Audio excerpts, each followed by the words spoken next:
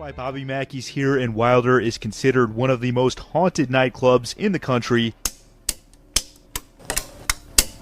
I got a little history lesson from Angie Johnson of Gatekeeper Paranormal, who's been doing tours here since 2012. The mob actually, they purchased this property in the early 1900s and even into the 50s and possibly 60s. And there's some rumors that even today, right, that there's some of that activity. Violent activity. That combined with other urban legends has made this a hotbed for people seeing and hearing things. 99% of the time, there is usually a scientific explanation for what we are experiencing.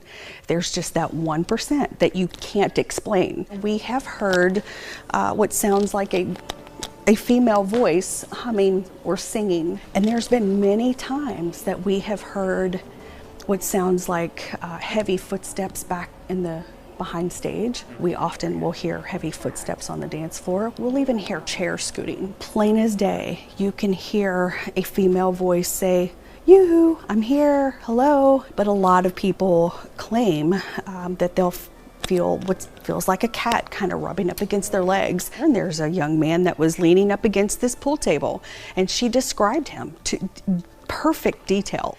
He's there 1 second and the next he's gone. Johnson says she personally has seen a lot of these things. Hello? we're hearing things over here. Hello? Is there someone there?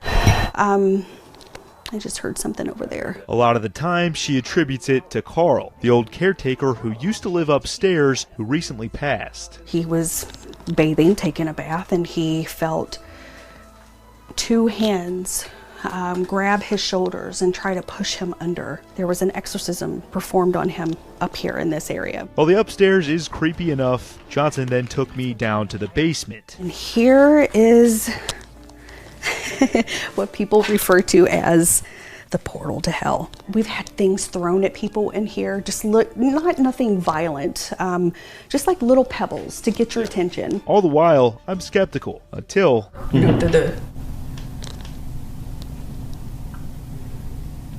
Did you hear that?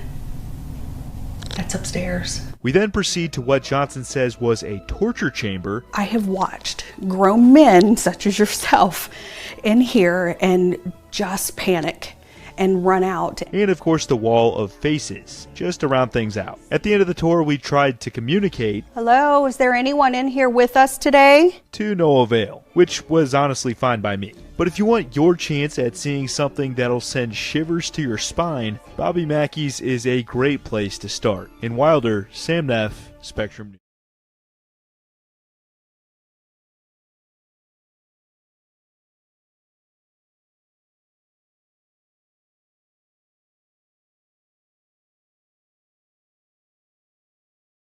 There's an old story about a well in the basement, what got tossed into.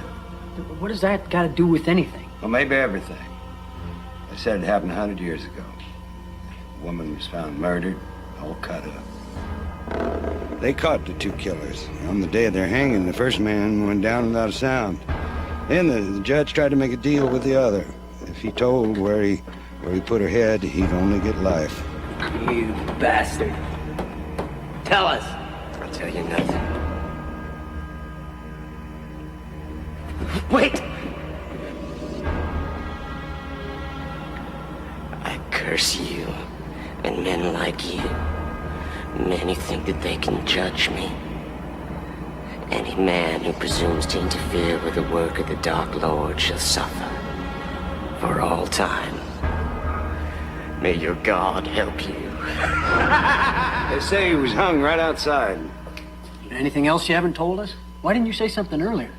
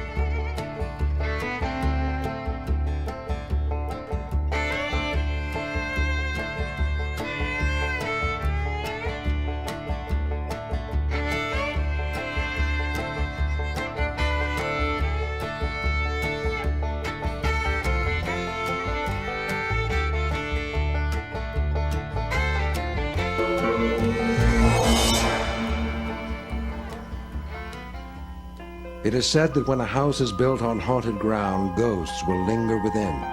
Few of us ever check the history of our property, even though it might hold a dark secret.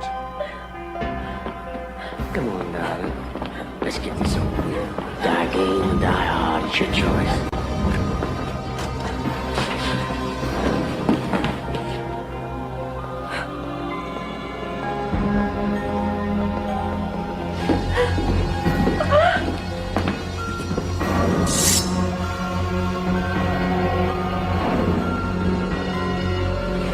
We give you this offering.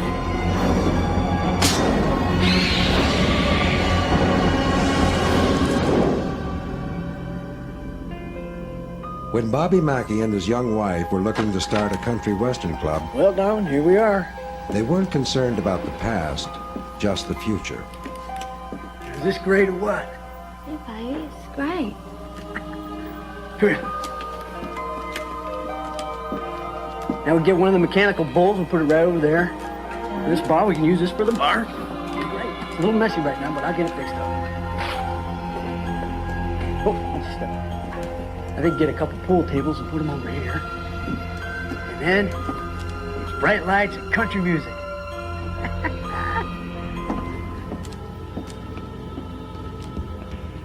Every journey starts with a single step. My mama told me that. And that spring day when I first saw the club, I thought we'd taken a step in the right direction. Well, I was wrong. And all the folks are dancing down here. Baby. Yours truly will be right here where he belongs, in the spotlight.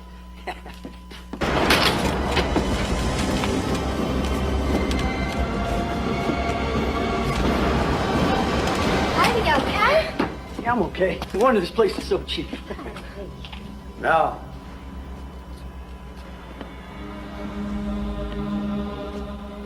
That ain't the only reason. Excuse me? Name's Carl. You must be Bobby Mackey. How'd you know my name? Oh, well, it's no secret you're moving in. I just thought I'd roll out the welcome wagon and sign up on a list in case you're hiring. Well, let's talk later. Oh, this is my wife, Janet. Meet you. Hi. Would you folks like to take a guided tour? This place is sort of a hobby of mine.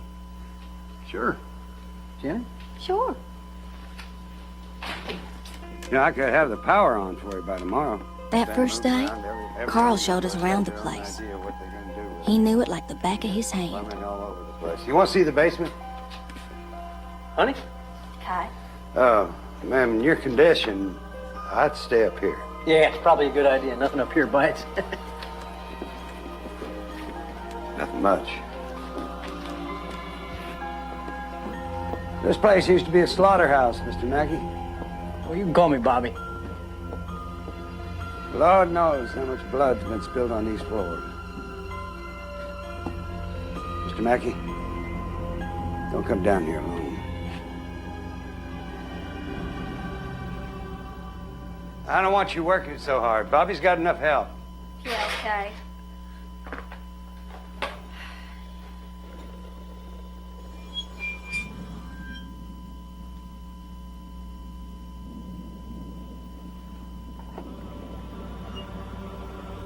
Carl, you hear something?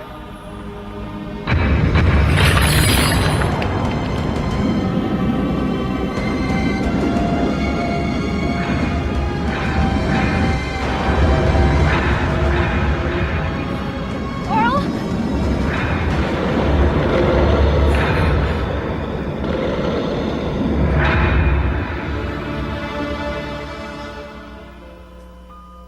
I was not hallucinating. Carl saw it too. Well, then you're both nuts. Just don't get it, do you?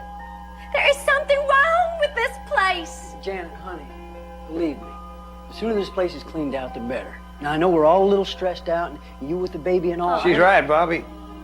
You gotta move slow here. The things happen to people who move too far, too fast. No, I'm serious. The guy that ran this place in the 30s, he was murdered. Shot by his own daughter. Then she killed herself. And that's not all. Back in the 1890s. No, now it's you who doesn't get it. You know how many crappy joints I had to play? How many drunks I had to dodge? How many cheap, no-count club owners I had to beg in order to get paid? All so I could save up enough money to buy this place. Now, I swore, honey, one day I was going to get off the road and bring the road to me. And I'm going to do it. I'm going to do it.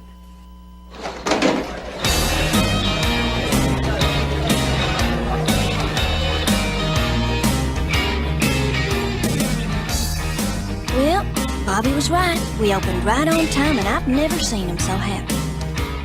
I wish I could have said the same thing.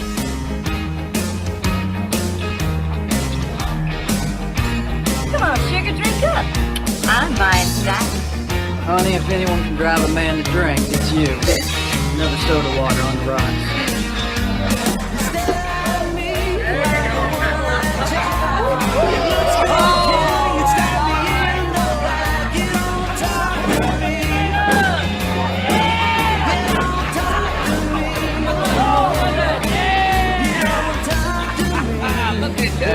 Better go easy on this next one, Jerry.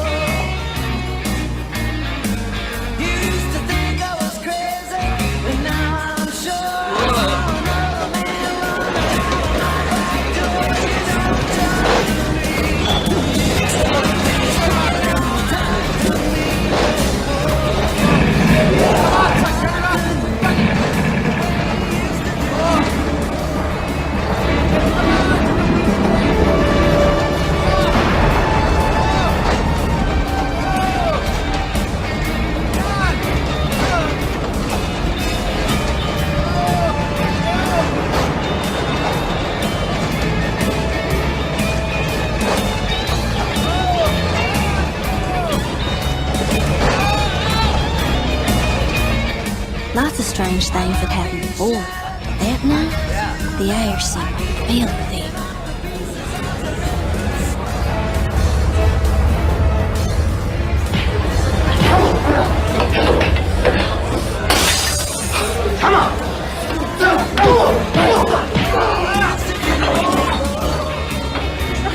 Here we go again.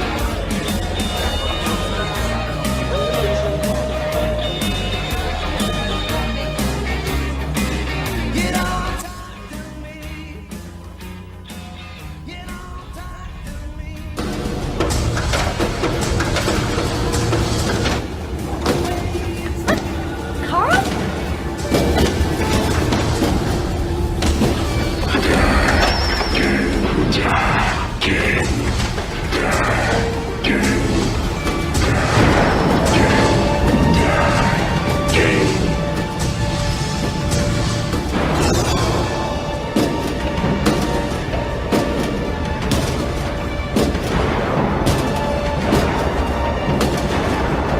Dial 911 and tell Bobby.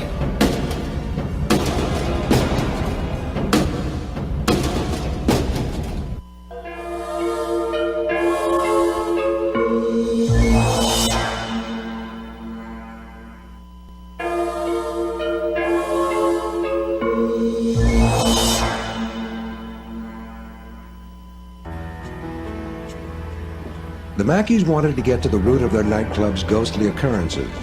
They turned to psychic Patricia Michelle.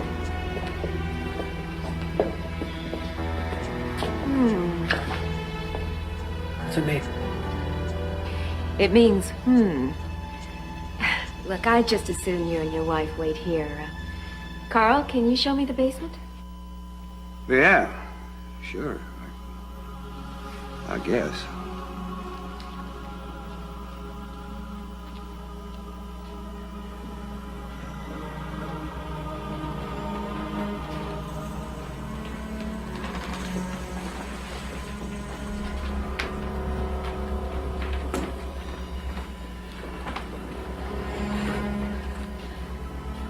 Wait a minute.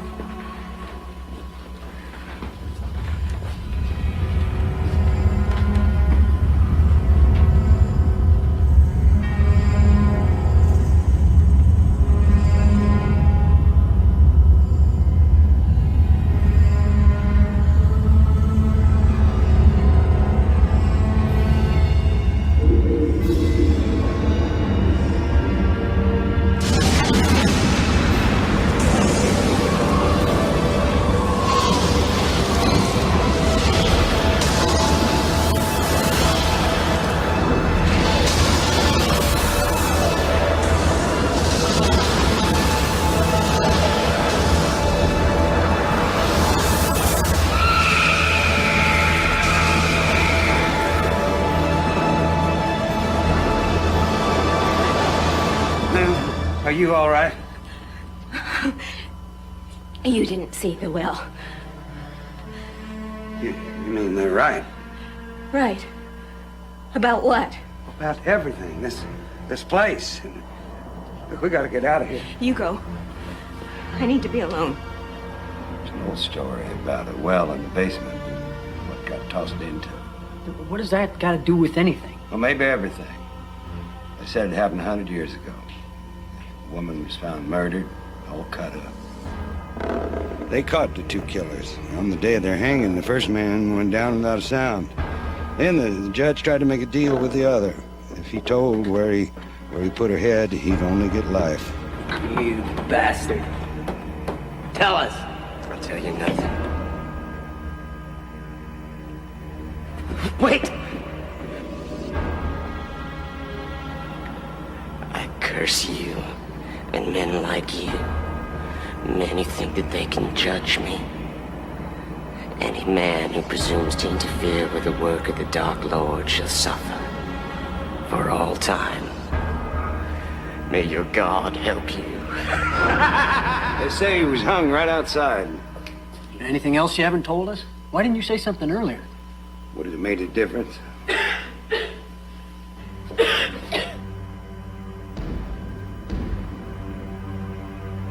You okay? I'm fine. We have to talk.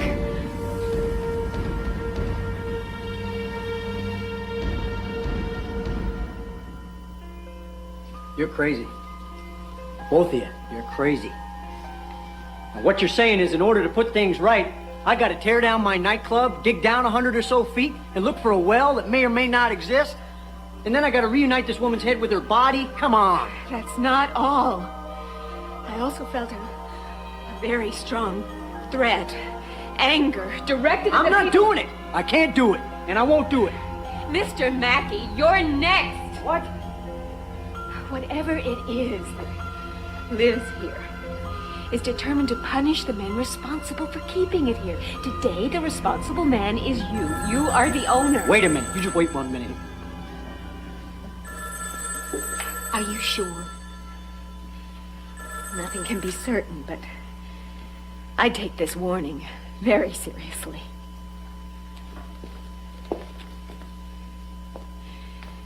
Talk to your husband.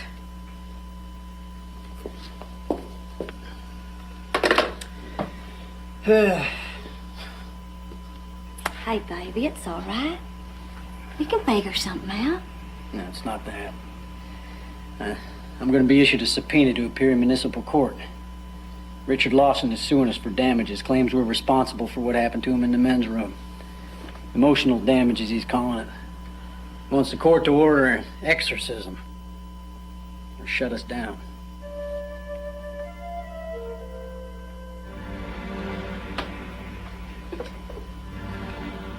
I guess Bobby made legal history. First ever lawsuit over a haunting.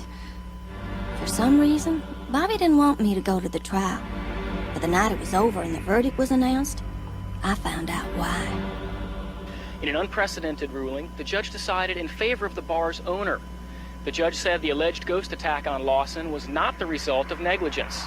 Therefore, Richard Lawson was not entitled to damages. Lawson responded by saying that any future incidents should be on the judge's conscience and not his, a charge the judge swiftly rejected. In Wilder, Kentucky, Chris Baelish reporting. Well, congratulations, Bobby. Yeah, hooray for the home team.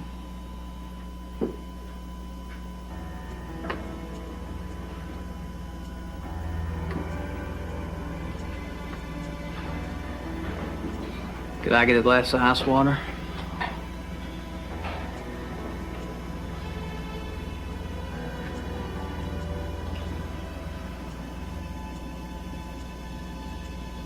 Make him a double, Vicky.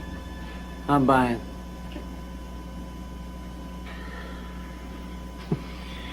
Bobby, I just wanted to say that I... Forget it. You're not mad?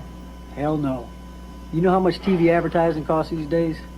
Anytime you want to sue me, you go right ahead. Anyway, I felt funny when my lawyer told me who I was suing. Wait a minute, I don't understand.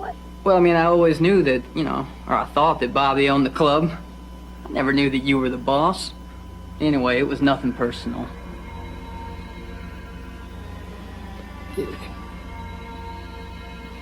It's for tax reasons, that's all.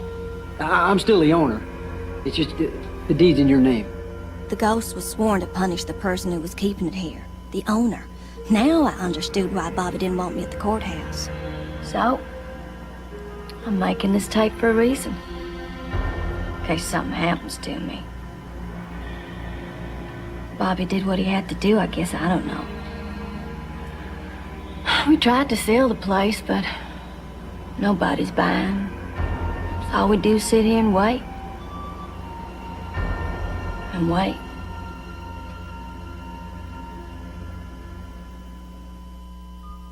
To this day, Janet Mackey is listed on county papers as the owner of Bobby Mackey's. I won't come in here alone because of what's happened to me in the past. It scares me because I honestly think that there is something here will hurt me if I'm by myself. Because they're after me, no doubt about that.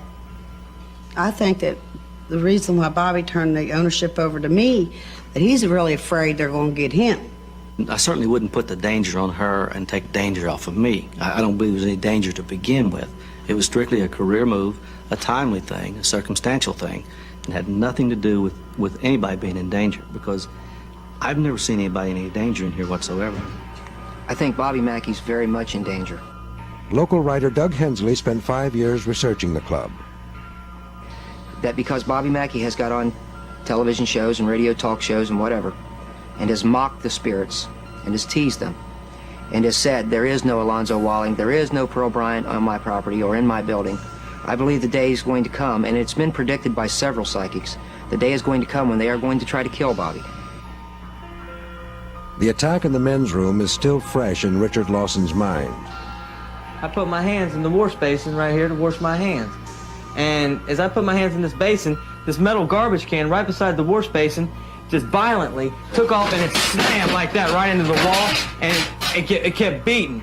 And I turned around very violently to find out what in the world's going on, and there stood an image of a man. And he kept repeating to me the words, "Die game." And I was getting tingly inside, I got woozy, and I went out on the floor completely. I mean, I was out, and they had to call 911 to come in here and revive me from me being unconscious. That ladder, it started right from that pipe right there. It started wobbling. It wasn't nothing like I'd ever seen. It had trampled. It just wasn't walking. It was coming towards her. Just like in a spin, like a tornado type thing, banging against the wall and carrying on, and I couldn't move. And I thought, well, this is it, I'm either dead or it's after me and my child. Psychic Patricia Michelle witnessed the evil that lives within Bobby Mackey's. I had these very eerie feelings as I started walking through this basement, cold chills, but then in my mind, I could see a well, and when I saw it, I saw a head in it. Bobby Mackey continues to play his music for the fans every weekend, who come out despite the ghosts. There's nothing here. I mean, nothing to be gotten rid of. I don't think there's anything such as that on the face of the earth.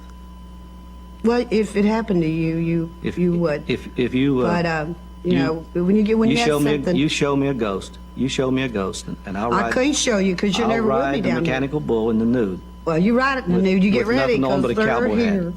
And you might have to go. You might have to do that because they're here. And if someday they will grab you from behind, you won't even go there.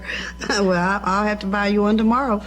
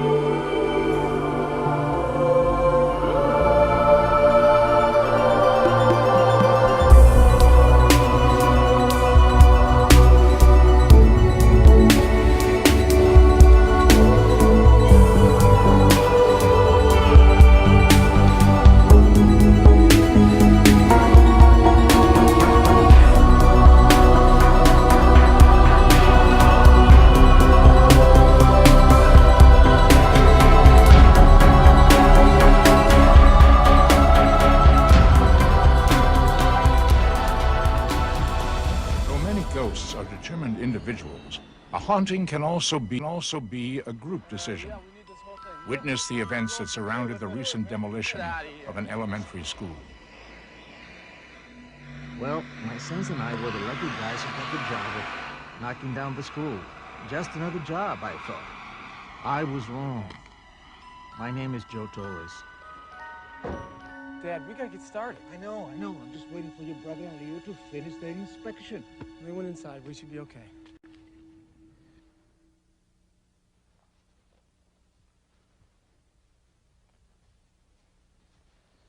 Looks like everything. What was that? Sounds like kids. What the hell are they doing here? Didn't you have a childhood, Leo? Deserted buildings are great. You can hide and seek in them, or go treasure hunting, or even looking for dead bodies or ghosts. Yeah, well, I had a childhood, but I knew a hell of a lot better than to hang out in a building that was about to be torn down.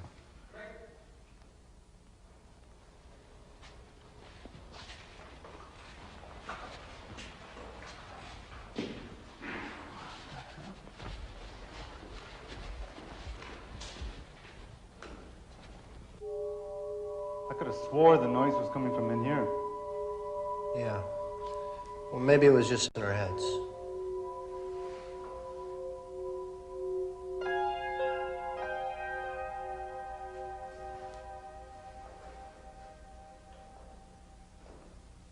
I'll go get Joe.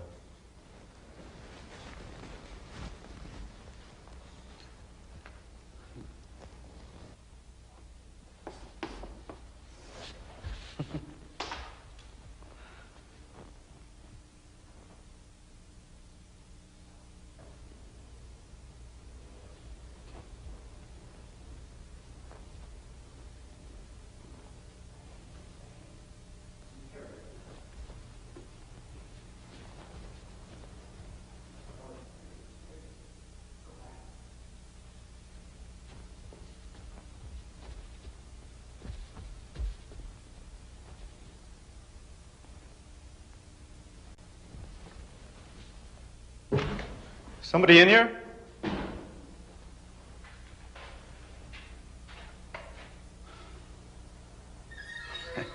Hey, kid, what are you doing in here?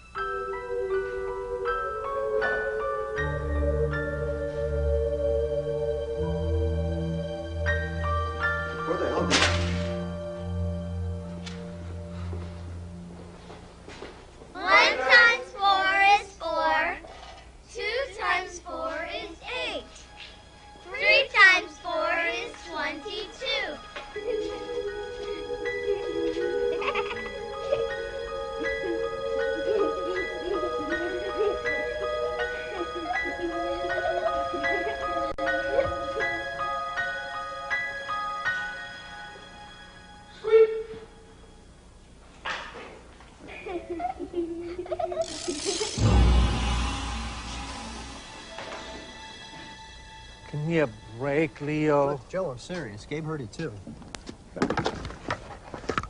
What the hell is the matter with you? Inside the classroom. Huh? There was writing. It was there. Hey, you see, I told you.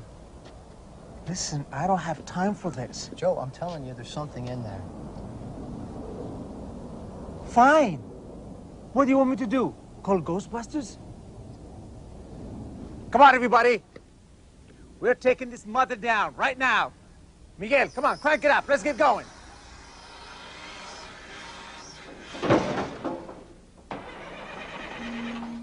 I don't know what happened. We'll try it again.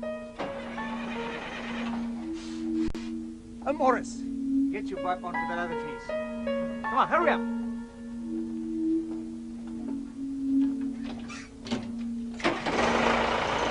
All right, son.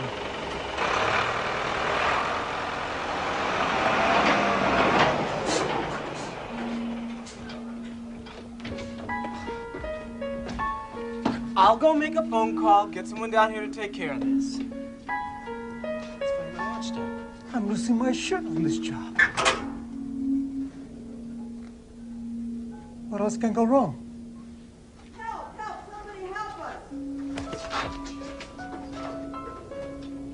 Somebody else!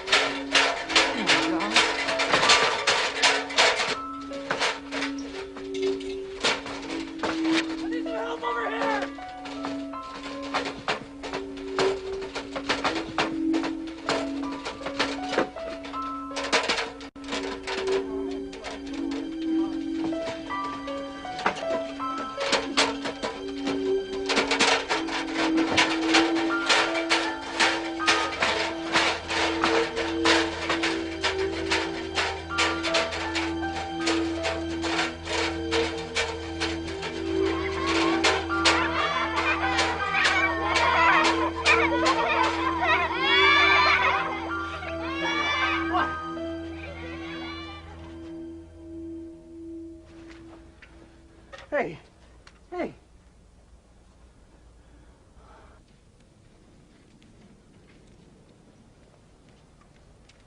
The thing with the ladder drove off half my crew. And it wasn't over.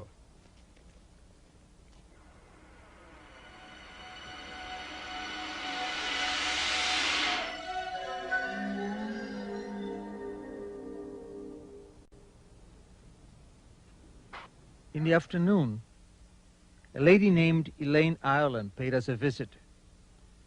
She'd heard about the trouble we were having and thought she could help. She said she was a psychic. What can I tell you? I was skeptical.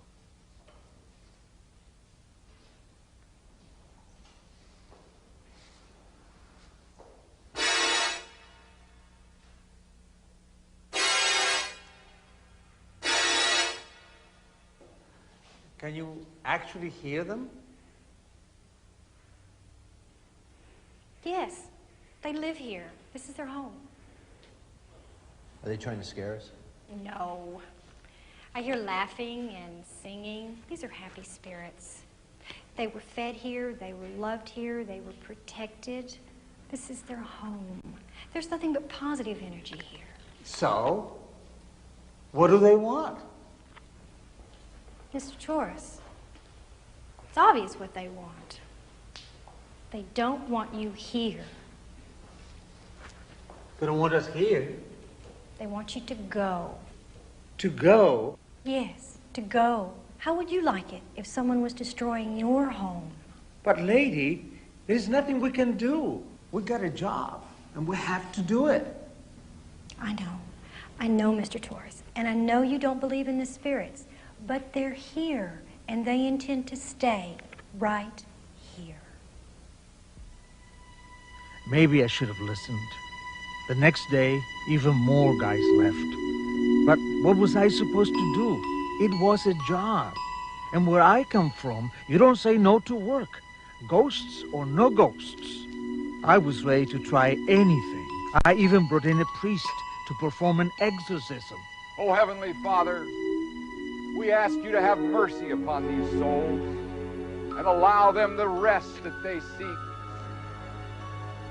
within the sanctuary of your heavenly kingdom. Take them from our midst and grant them eternal peace. Amen.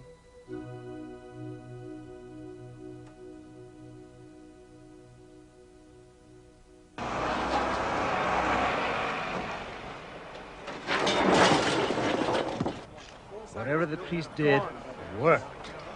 I was ready to believe in miracles if it was going to help me get the work done.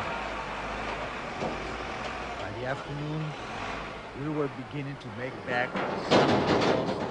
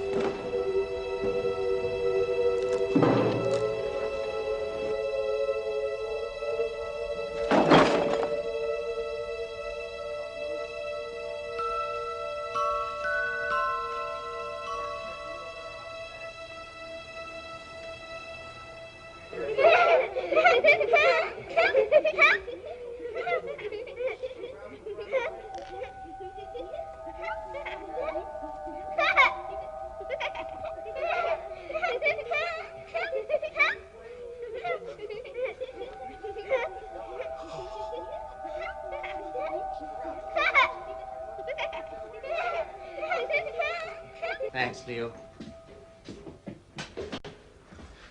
Mr. Torres, I got trouble. What's the matter with you, Otto? I told you Morris would help you demolish that wall. No, that ain't it, Mr. Torres. I mean, I can't go back out there. Otto, we still care of those ghost things. They're gone. No, I can't go back. I got a feeling if I do, something terrible's gonna happen. Yeah? Well, if you don't go back in, something even worse is gonna happen to you. You'll get fired. Now, please listen and try to understand. We are running behind. I need you. But Mr. Torres... Otto!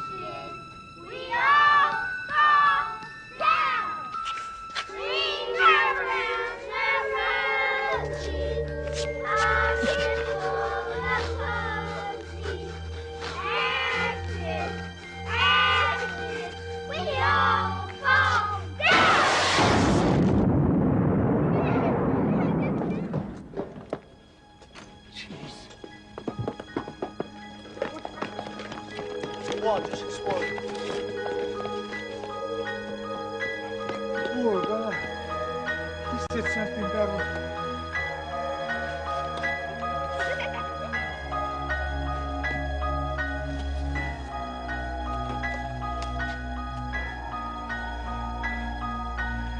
Still coming down, no matter what.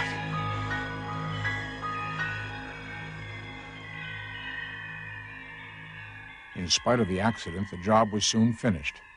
All that remains of Metz Elementary School is a vacant lot and many unanswered questions.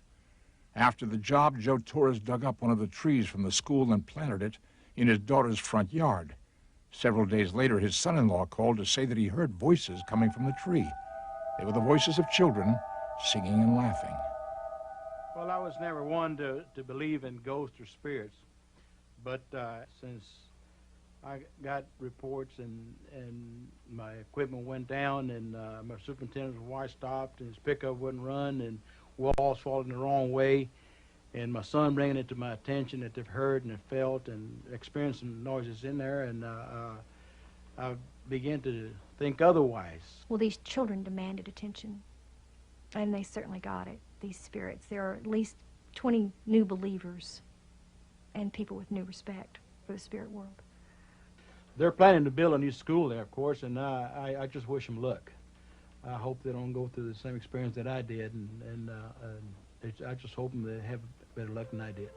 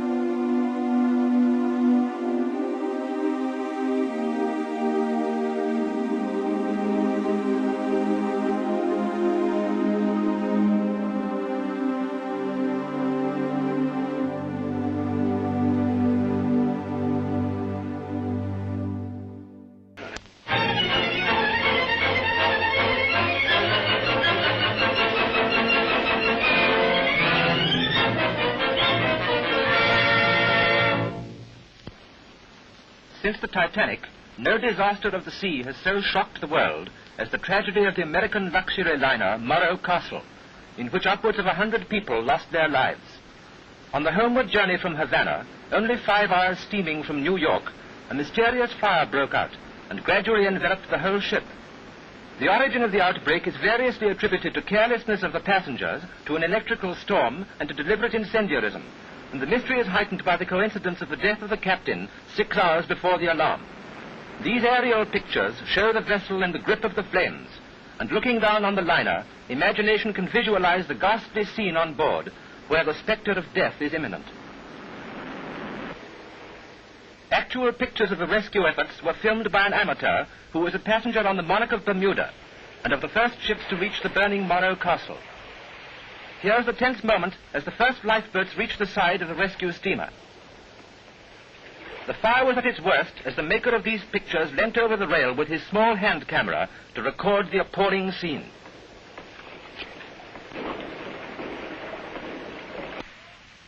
Residents along the New Jersey coast crowd the beaches in readiness to lend willing hands to the rescuing lifeboats battling their way through the breakers to the rocky shore. Passengers and crew, shivering and nerve-wrecked by the torment of the night, are taken swiftly into the care of sympathetic helpers. Every available doctor and nurse has been called into active service to aid the survivors as, crippled and dazed, they come up from the sea. All through the day the toil goes on, in ceaseless effort to ease the pain of the body and give new life to the tortured mind. The coastwise steamer Andrea F. Luckenbach brings in 22 survivors. And police board her and carry off the rescued, mostly women suffering from shock and cold. I was in the water for about an hour, I guess, and I don't know what time the boat sunk. I don't know. In the confusion and excitement, my wife must have went over the rail. I haven't seen her since. I don't know whether she's alive or not. Captain Francis of the British ship Monarch of Bermuda tells his brave tale modestly. It's difficult to talk about anything like this. The only thing I can say is that I'm terribly glad that my crew and myself were instrumental in saving 71 lives. I really haven't any more to say, only I do hope I never see another sight like that as long as I'm going to see. Take a retrospective glance at the Morro Castle as she looked in Havana Harbor. I do hope I never see another sight like that as long as I'm going to see. Take a retrospective glance at the Morro Castle as she looked in Havana Harbor, before passing to the last scene of her gutted hulk beached off Asbury Park, New Jersey, where the morbidly curious have come in their thousands to behold the grim spectacle. Lifeboats that were never launched hang from her davits, charred and twisted by the fury of the blaze. Nothing is left but the skeleton of the once luxurious liner. Here you get an idea of the inferno still raging in the hold of the vessel. Note how the waves, breaking on the hot plates of the ship, send up a cloud of steam at every contact. And while the smoke still rises from the derelict, all the world waits the results of the investigation.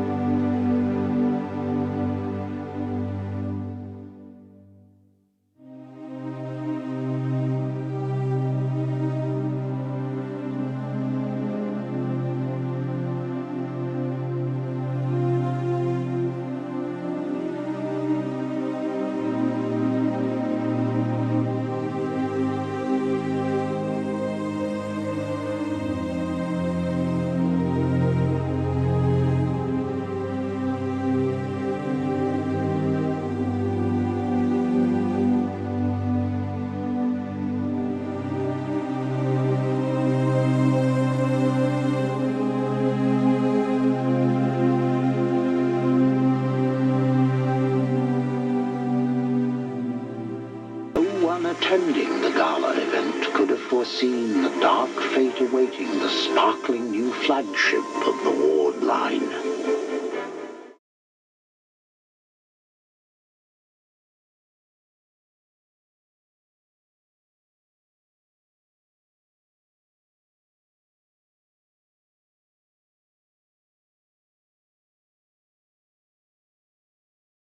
Cabins, they were all wood, all along there. There was no fire break and that. So when one of them caught on fire, they just multiplied the heat, everything built up and just swept right on down the decks.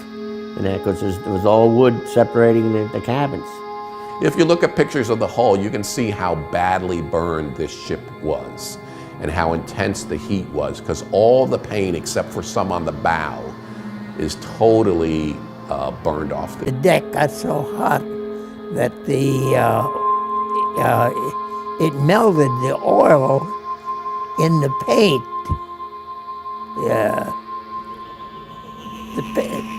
The deck painted, and it caught fire, and it was running across the deck. You could see it running right across the deck, feeding on the oil that was boiling out of the dried paint. And their feet, the shoes, the soles of their shoes were burning. So some of these passengers were forced to jump because their shoes were burning and their feet were burning and their clothes were catching on fire. The firefighters, to get to the ship, had to run a high line across it from the convention hall when it beached. And they put the high line out and the hose and went out there, and they had to tie the hose to the railings because the heat was so dense and so heavy on the deck. And in those days, you don't have the fireman's boots like you do today. And they was melting to actually. Jersey pride. The Bogan family launched their fishing boat, the Paramount, into treacherous seas, and after gathering a crew of other fishing boat captains, saved more lives than any other lifeboat that day. An armada of local fishing boats quickly followed. The Bogan family of Brielle, they are a phenomenal. Here, this fishing family, Captain James Bogan, asked his crew members to voluntarily go with him to save as many lives as they could. They did that. They went out and they saved 67 people.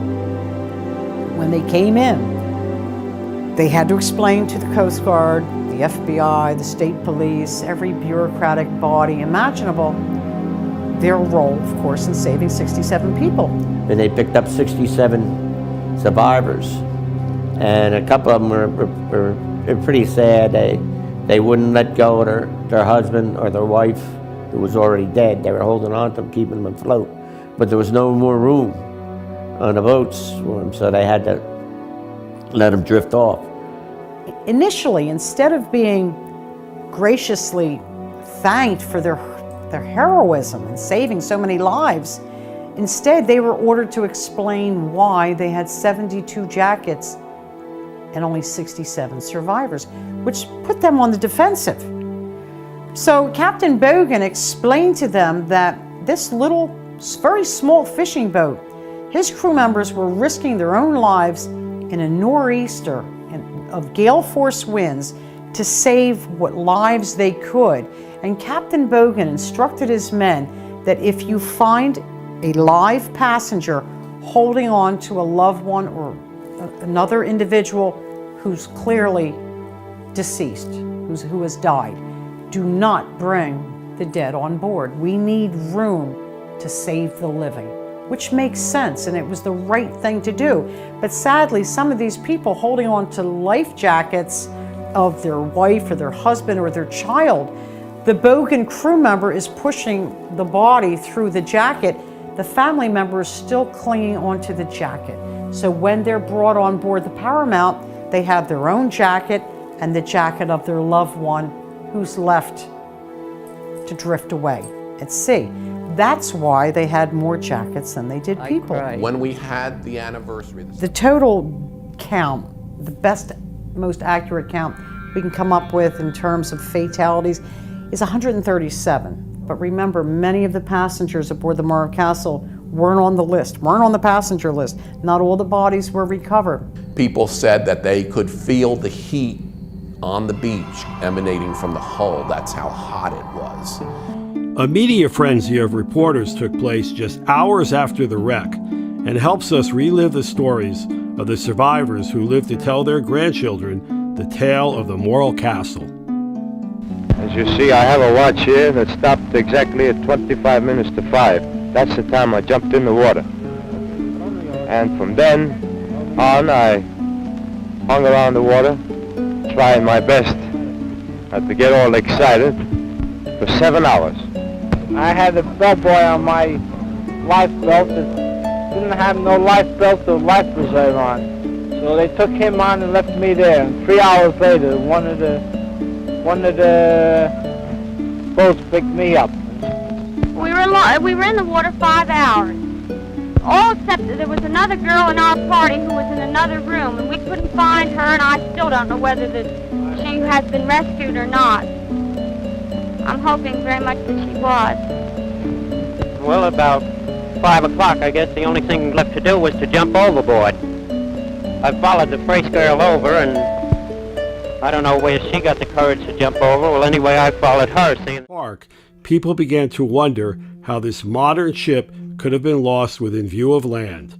As the smoke cleared and the players were questioned, suspicion immediately fell on George Rogers. Although he had a troubled past, his possible role in the loss of the ship was never proven. He used his position as a Morro Castle survivor to further his career. After this happened, George Rogers was hired by the Bayonne Police Department because they wanted to establish two-way communications between their headquarters and their police vehicles. So of course, they needed a man who not only was a radio operator, but knew how to repair them. They hired George Rogers. Big mistake. Then he had a problem with the Bayonne police, and that he didn't get along with a lieutenant there. George Rogers, once again, didn't get along well with others in the Bayonne Police Department. His supervisor started asking him questions about the Morro Castle. He thought George was a little eccentric. And apparently George was answering the questions in a way that only the arsonist could have known some of the things that George was divulging. It must have occurred at some time to George that he maybe said a little bit too much. Well, he thought he had to do something about that. And he rigged a heating thing up for to heat the water in his fish bowl. And the thing blew up when he plugged it in, and the guy broke his leg, had a broken leg, and other injuries in that. So he took an aquarium, fish tank heater, and created a bomb that was detonated by his boss after lifting the lid of this box into which this makeshift bomb had been placed. Obviously in an attempt to kill his boss, to kill him because he was afraid that this man would rat him out about the information he provided that he shouldn't have provided. Didn't kill him, it maimed him, and he lost part of an arm. Well, George Rogers went to prison for that attempted murder, but he didn't serve much time, and they let him out.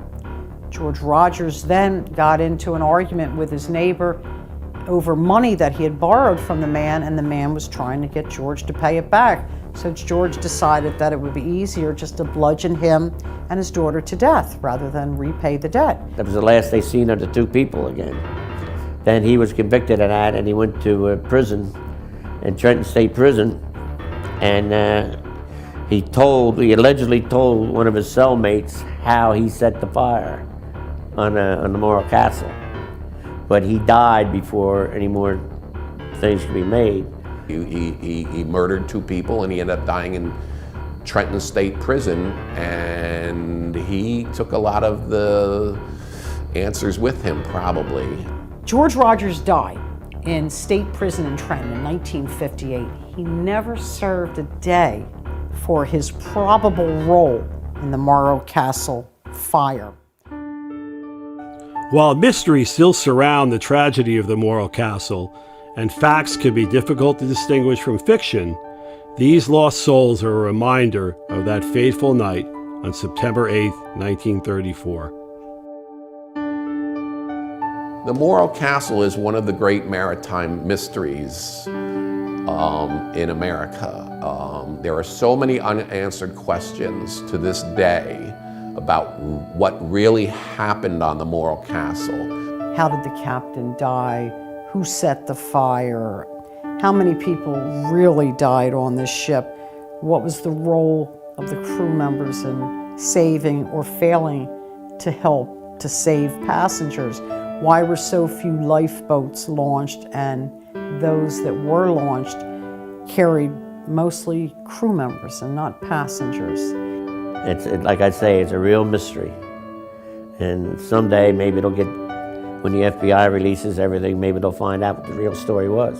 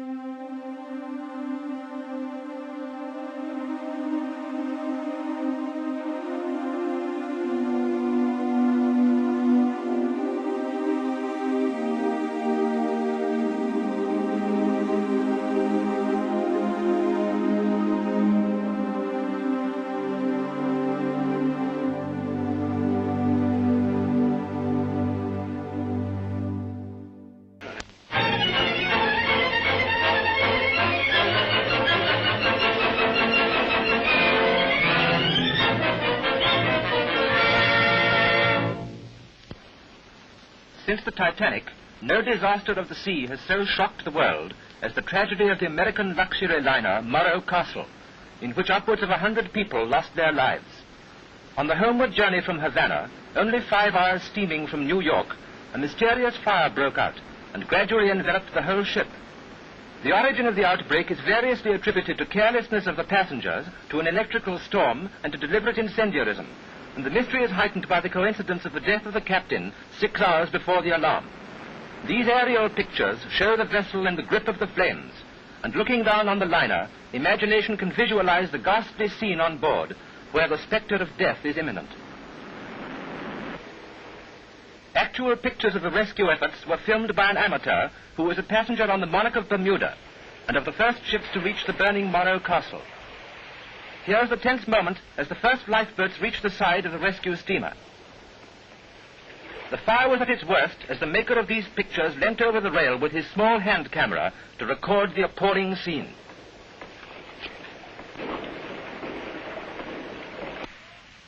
Residents along the New Jersey coast crowd the beaches in readiness to lend willing hands to the rescuing lifeboats battling their way through the breakers to the rocky shore. Passengers and crew, shivering and nerve-wrecked by the torment of the night, are taken swiftly into the care of sympathetic helpers. Every available doctor and nurse has been called into active service to aid the survivors as, crippled and dazed, they come up from the sea. All through the day the toil goes on, in ceaseless effort to ease the pain of the body and give new life to the tortured mind. The coastwise steamer Andrea F. Luckenbach brings in 22 survivors. And police board her and carry off the rescued, mostly women suffering from shock and cold. I was in the water for about an hour, I guess, and I don't know what time the boat sunk. I don't know. In the confusion and excitement, my wife must have went over the rail. I haven't seen her since. I don't know whether she's alive or not. Captain Francis of the British ship Monarch of Bermuda tells his brave tale modestly. It's difficult to talk about anything like this. The only thing I can say is that I'm terribly glad that my crew and myself were instrumental in saving 71 lives. I really haven't any more to say, only I do hope I never see another sight like that as long as I'm going to see. Take a retrospective glance at the Morro Castle as she looked in Havana Harbor. I do hope I never see another sight like that as long as I'm going to see. Take a retrospective glance at the Morro Castle as she looked in Havana Harbor, before passing to the last scene of her gutted hulk beached off Asbury Park, New Jersey, where the morbidly curious have come in their thousands to behold the grim spectacle. Lifeboats that were never launched hang from her davits, charred and twisted by the fury of the blaze. Nothing is left but the skeleton of the once luxurious liner. Here you get an idea of the inferno still raging in the hold of the vessel. Note how the waves, breaking on the hot plates of the ship, send up a cloud of steam at every contact. And while the smoke still rises from the derelict, all the world waits the results of the investigation.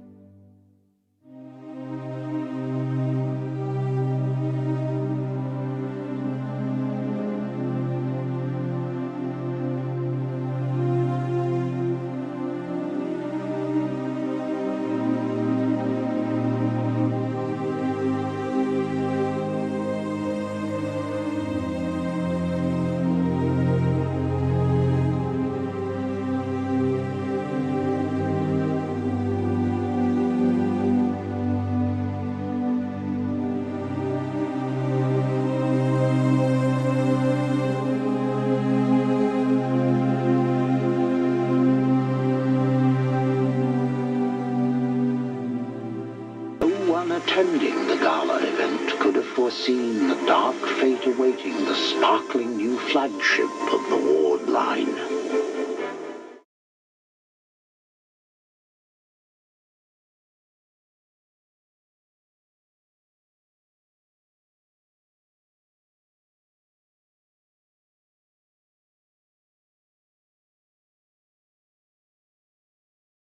Cabins, they were all wood.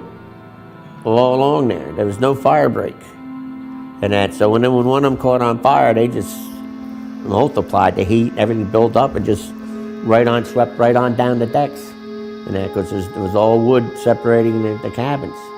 If you look at pictures of the hull, you can see how badly burned this ship was and how intense the heat was, because all the paint except for some on the bow is totally burned off. The deck got so hot that it melted the oil in the paint.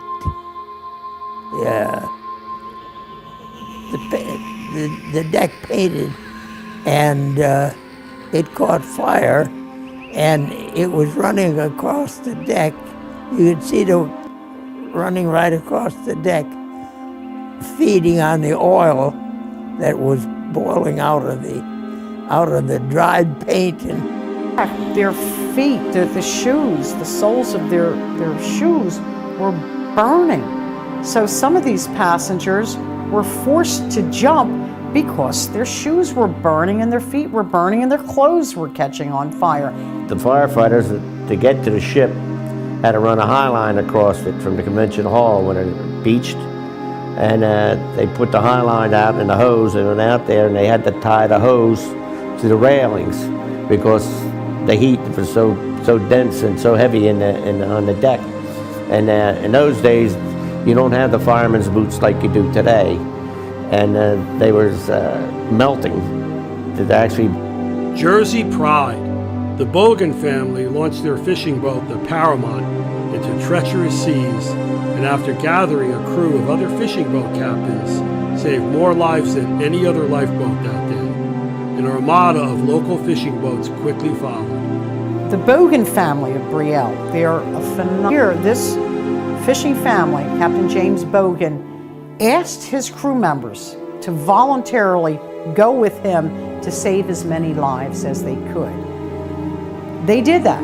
They went out and they saved 67 people. When they came in, they had to explain to the Coast Guard, the FBI, the state police, every bureaucratic body imaginable, their role, of course, in saving 67 people. And they picked up 67 survivors. And a couple of them were pretty sad. They wouldn't let go of their husband or their wife who was already dead. They were holding on to them, keeping them afloat. But there was no more room on the boats for them, so they had to let them drift off. Initially, instead of being graciously thanked for their heroism in saving so many lives, instead they were ordered to explain why they had 72 jackets and only 67 survivors, which put them on the defensive. So Captain Bogan explained to them that this little, very small fishing boat, his crew members were risking their own lives in a nor'easter of gale force winds to save what lives they could. And Captain Bogan instructed his men that if you find a live passenger holding on to a loved one or another individual who's clearly deceased, who has died, do not bring the dead on board. We need room to save the living, which makes sense, and it was the right thing to do. But sadly, some of these people holding on to life jackets of their wife or their husband or their child, the Bogan crew member is pushing the body through the jacket. The family member is still clinging onto the jacket. So when they're brought on board the Paramount, they have their own jacket and the jacket of their loved one who's left to drift away at sea. That's why they had more jackets than they did people. Count, the best, most accurate count we can come up with in terms of fatalities is 137. But remember, many of the passengers aboard the Morro Castle weren't on the list, weren't on the passenger list. Not all the bodies were recovered. People said that they could feel the heat on the beach emanating from the hull. That's how hot it was. A media frenzy of reporters took place just hours after the wreck and helps us relive the stories of the survivors who lived to tell their grandchildren the tale of the Morro Castle. As you see, I have a watch here that stopped exactly at 25 minutes to 5. That's the time I jumped in the water. And from then on, I hung around the water, trying my best not to get all excited, for 7 hours. I had a bellboy on my life belt that didn't have no life belt or life preserve on. So they took him on and left me there. And 3 hours later, one of the boats picked me up. We were in the water 5 hours. All except that there was another girl in our party who was in another room, and we couldn't find her, and I still don't know whether she has been rescued or not. I'm hoping very much that she was. Well, about 5 o'clock, I guess the only thing left to do was to jump overboard. I followed the first girl over, and I don't know where she got the courage to jump over. Well, anyway, I followed her. Park, people began to wonder how this modern ship could have been lost within view of land. As the smoke cleared and the players were questioned, suspicion immediately fell on George Rogers. Although he had a troubled past, his possible role in the loss of the ship was never proven. He used his position as a Morro Castle survivor to further his career. After this happened, George Rogers was hired by the Bayonne Police Department because they wanted to establish two-way communications between their headquarters and their police vehicles. So of course, they needed a man who not only was a radio operator, but knew how to repair them. They hired George Rogers. Big mistake. Then he had a problem with the Bayonne police, and that he didn't get along with a lieutenant there. George Rogers, once again, didn't get along well with others in the Bayonne Police Department. His supervisor started asking him questions about the Morro Castle. He thought George was a little eccentric. And apparently George was answering the questions in a way that only the arsonist could have known some of the things that George was divulging. It must have occurred at some time to George that he maybe said a little bit too much. Well, he thought he had to do something about that. And he rigged a heating thing up for to heat the water in his fish bowl. And the thing blew up when he plugged it in, and the guy broke his leg, had a broken leg, and other injuries in that. So he took an aquarium, fish tank heater, and created a bomb that was detonated by his boss after lifting the lid of this box into which this makeshift bomb had been placed. Obviously in an attempt to kill his boss, to kill him because he was afraid that this man would rat him out about the information he provided that he shouldn't have provided. Didn't kill him. It maimed him. It maimed him, and he lost part of an arm. Well, George Rogers went to prison for that attempted murder, but he didn't serve much time, and they let him out. George Rogers then got into an argument with his neighbor over money that he had borrowed from the man, and the man was trying to get George to pay it back. So George decided that it would be easier just to bludgeon him and his daughter to death rather than repay the debt. That was the last they seen of the two people again. Then he was convicted of that, and he went to prison, in Trenton State Prison, and he allegedly told one of his cellmates how he set the fire on the Morro Castle. But he died before any more things could be made. He murdered two people, and he ended up dying in Trenton State Prison, and he took a lot of the answers with him, probably. George Rogers died in state prison in Trenton in 1958. He never served a day for his probable role in the Morro Castle fire.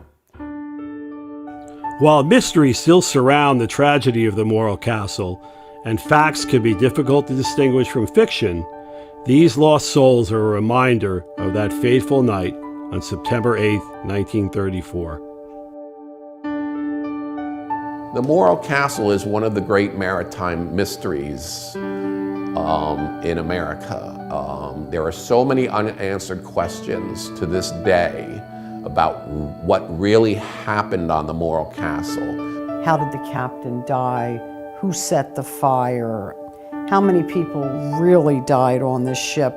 What was the role of the crew members in saving or failing to help to save passengers? Why were so few lifeboats launched, and those that were launched carried mostly crew members and not passengers? It's like I say, it's a real mystery. And someday maybe it'll get, when the FBI releases everything, maybe they'll find out what the real story was.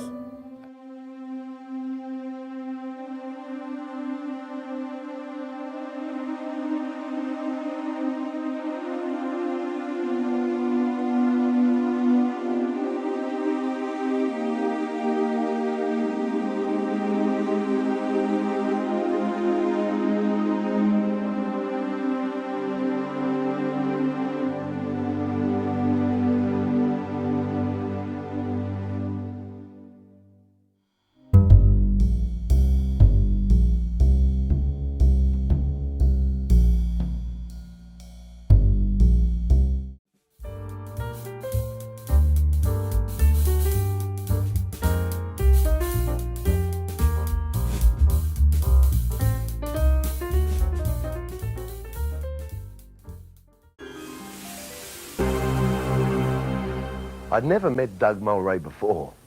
Like most of you, I knew him as a wild and crazy radio voice and the host of that controversial Naughtiest Home Video TV show. You may be familiar with the Doug I'm talking about. Warning, this is an adults-only program. Not, I repeat, not Australia's funniest home video show. Certain scenes and language may offend some wussy girls' blouse and Nancy boy viewers. But the Doug Mulray we're about to meet is an entirely different one. The story he's going to tell is dramatically different. And at first, he didn't want to tell it. I'm loath to do it because clearly when one discusses the supernatural, the paranormal, one attracts criticism, cynicism, loses friends. But it is a compelling story, and it's something which actually happened to me and in part to a good many other people who still have their wits about them. With our reassurance that we'd take his story seriously, Doug agreed to share with us his personal account of the dramatic events of a Black Friday in 1976. That night, Doug Mulray was a young radio announcer with Radio 2GO on the New South Wales Central Coast. Throughout this story, you will hear actual recordings from that night. When Black Friday comes, well, it's arrived, and in a big way. We're broadcasting live from the Inn of the Damned at 2GO on a Friday night, Black Friday. I'm Mark Smith here, 13 minutes after 7. Here's Doug Mulray. The event started to change shape when Romy Warren, the medium we'd invited to participate, started to do some shtick. I think we all became concerned, if not alarmed. I remember Bob Byrne was certainly alarmed when Romy Warren did a thing that she described as transfiguration, if my memory serves me well, where she stood against a door in this candlelit room while we were playing one of our tunes and made, believe it or not, her entire face disappear, become a disc of light. There was a hairline and there was a shoulder line, but there was no face there to speak of at all. And as soon as you realised that she'd somehow, remarkably, caused her face to evaporate from the space that you had recognised as her face moments before, was superimposed a Chinaman.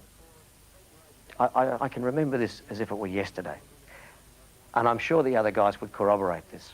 And I want you, Bob, to come over here and tell us what you saw. I saw a Chinaman's face, and I said to Doug, without any prompting, I said, a Chinaman. I can see a Chinese. But I must admit that I was kind of spooked by the whole thing. There was the face of an ancient Chinaman where her face had been a second before. The Chinese face disappeared.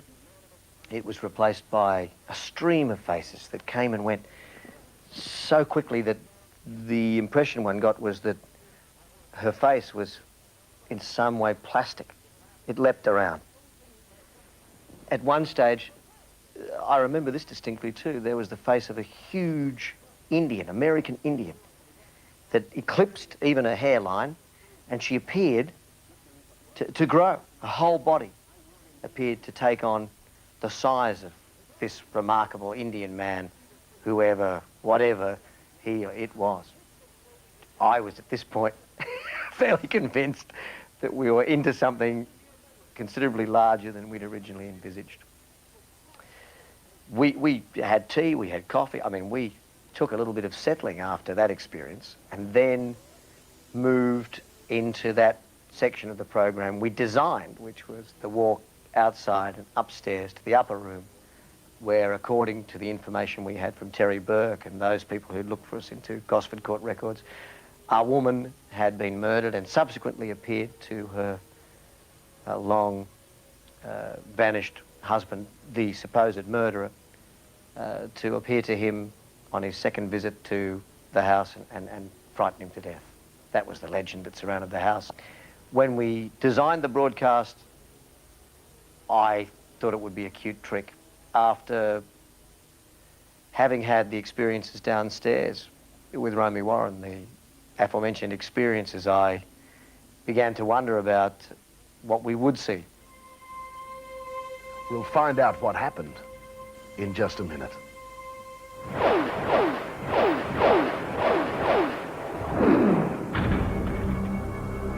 TV personality Doug Mulray, with more on the night the line between reality and the supernatural blurred. We went up the stairs with a long lead, the two of us. As I say, an outside staircase. The upper room was accessed from an outside staircase. And we got to the top of the stairs and opened the door, and you could see across the water the moonlight through the broken glass pane.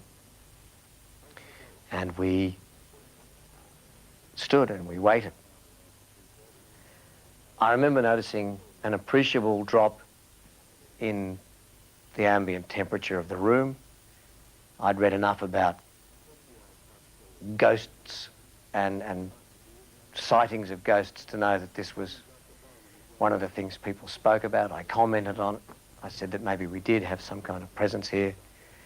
Romy said definitely. She told me that it was a woman, as I remember, and that if we were just silent for a while, we may be able to see her. I can feel a presence. What sort of a presence do you feel? Perhaps the talking interrupted. Is the talking interrupted at all? Yes, can we have just a second's quiet? Just a moment.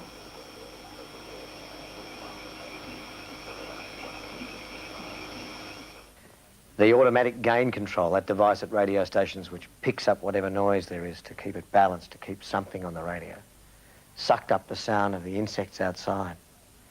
And I can remember to this day the intense sound of the chirruping, the grasshoppers, the cicadas, whatever they were in the bush. Loud, hammering, the cold in the room, but nothing did we see. So after what seemed like an eternity, it was probably 10 or 12 seconds, I said, well, it looks like we're going to be disappointed this evening. It doesn't seem that we'll be witnessing any ectoplasm, and maybe it's time to go back to the central commentary position, with apologies to Richie Benner. We crossed to, I think it was Mark Smith who was on the air, who did what radio announcers do: time call, weather check, record introduction, commercial break. And the moment that our mic was switched off, the moment we crossed back to the studio downstairs, before my eyes, certainly, before Romy's eyes, she corroborated everything I saw. A figure of a woman, opaque, uniform in colour, regardless of whether we were looking at skin or clothing, appeared in the furthest left-hand corner of the room and moved towards us and across in front of us to the other end of the room. She had on a bonnet, she had on a full skirt, which had a tight bodice and I guess what you would call a bustle over the derriere. I don't remember her moving her feet. I don't remember her walking per se. I just remember the image, almost like a photographic image of a person who was fluid. I mean, definitely, it was not a static image. She sort of turned as she moved across the room, but just for 1 or 2 seconds was there before my eyes and then gone. As we shut down and crossed back to you, well, I don't know, but Romy, perhaps you could describe what happened for us. Well, I think I said to you, did you see that? And you said, yes, a woman. Was Doug Mulray the only person apart from the medium to see the vision? He may have thought so. Later in the night, when driving back to Gosford, Doug and Romy Warren went into the upstairs room with a microphone and just missed seeing this image. They came back on after a song and described what they've seen, and I thought, whoa, that's exactly what I saw. That's really strange. And she was as mysterious as she was real. And I can see her now as I tell you about the experience, and have no doubt whatsoever that what I saw was what's popularly referred to as a ghost. I still have no idea what it means. There are theories that have been offered, theories I can offer you, but the reality, the single reality that dominates my memory of the experience is this spectre, and it was there and was real, and it confounds everything I believe.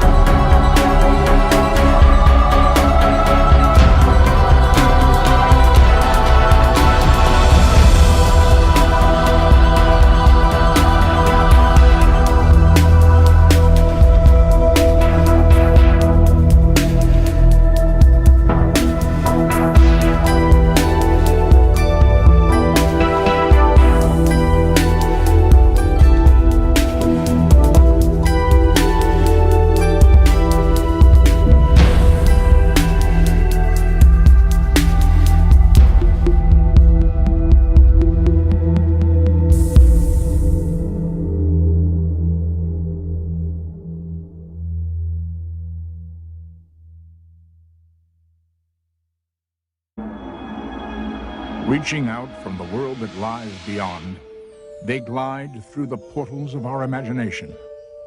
They shouldn't exist, but they do. They appear in the wink of an eye and vanish in the pound of a heartbeat. Where they come from, what they want, only they know.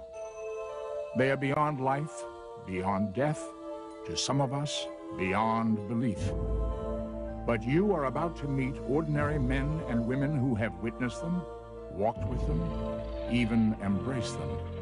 Real people who have come face to face with real ghosts.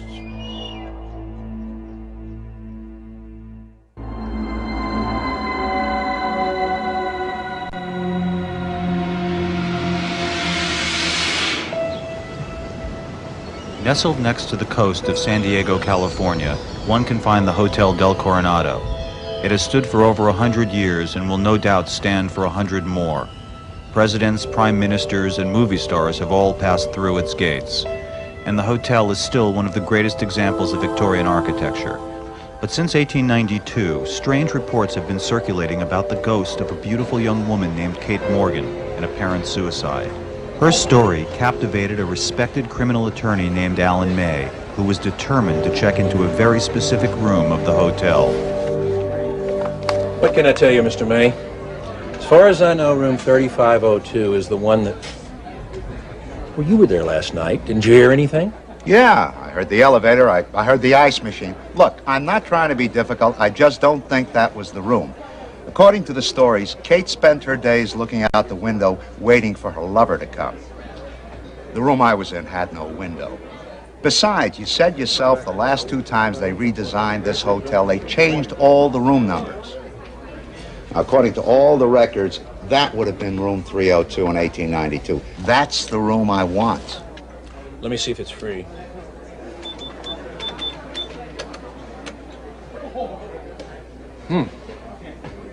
This is very strange. According to the computer, room 3312 is out of service. Is it supposed to be out of service? No, it's not. You want it? Yeah. In my line of work, gut feelings are very important. You have to trust them. You find yourself looking at people and objects and just knowing something about them. I wouldn't say that at that moment I believed that the room was haunted, but I did have a feeling that, haunted or not, this was Kate Morgan's room. This was where she was staying on the night she killed herself.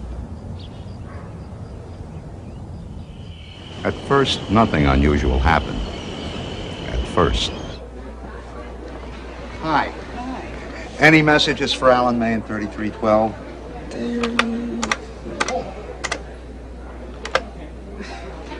Are you sure that's your room? 3312. Yes. Why, is there a problem?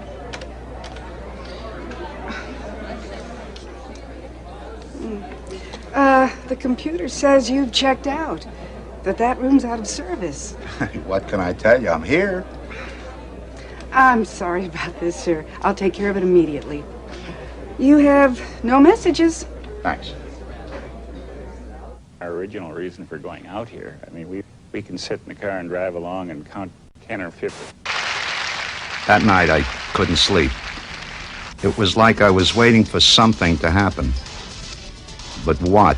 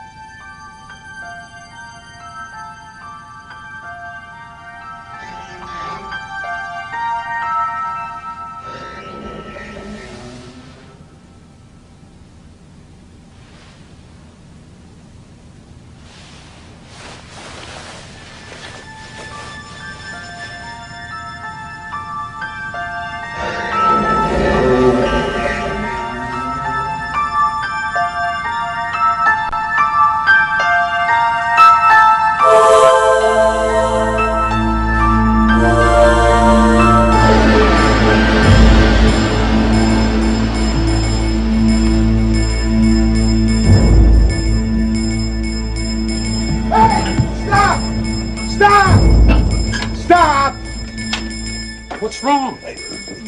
Just follow me.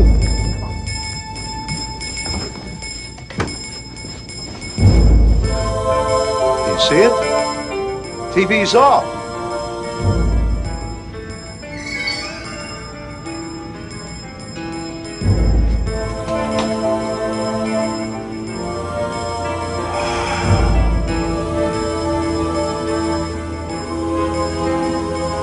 I spent the night in the chair by the window. Sometime before dawn, the face slowly vanished. I needed some explanation, and the past seemed like a good place to start. I don't think I was converted. I'm still not sure I believe in ghosts. I mean, a lot of things could explain what I saw. I'm just not sure what they are. A strange calm came over me. It was the kind of feeling I get when I've just agreed to take on a new case. To my surprise, Kate's paper trail still existed, and it told a very curious story. Kate was married and deeply in love with a handsome con man named Tom Morgan. How many cards would you like, Mr. Fairchild? I'll take 3. Together they traveled the country under assumed names, never staying in one place for long, for good reason.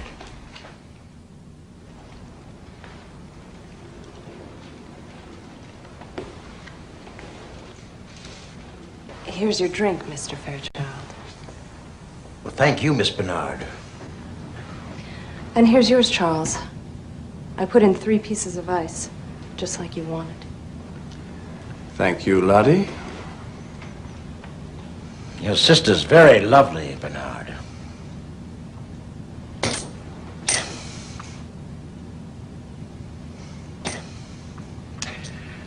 I'll see your bet and raise you 50. I think you're bluffing, Mr. Fairchild. I'll see your raise.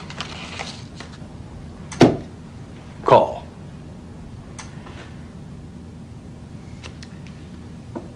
Three aces.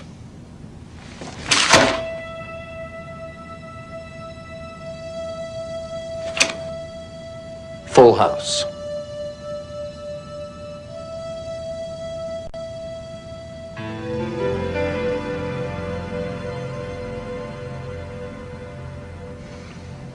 Someday, Mr. Bernard, you'll have to tell me how you did it.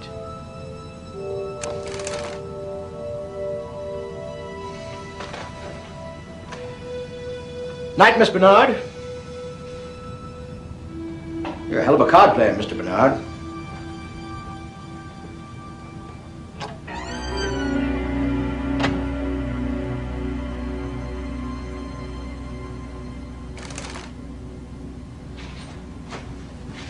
You were wonderful, darling.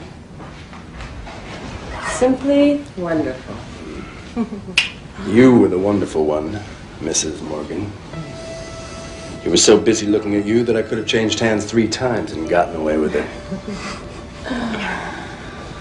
You know what I'd like most, Mr. Morgan? I'd like someday to be able to wear my wedding ring out in public. You will, Kate. If we keep scoring like this, in a few years, we'll be able to retire. Actually, I was thinking maybe I'd retire a little earlier than that. I'm pregnant, Tom. You can't be. Well, I am. Your job is to take their minds off the game. Nobody's gonna look twice at a pregnant woman. This ruins the whole scam.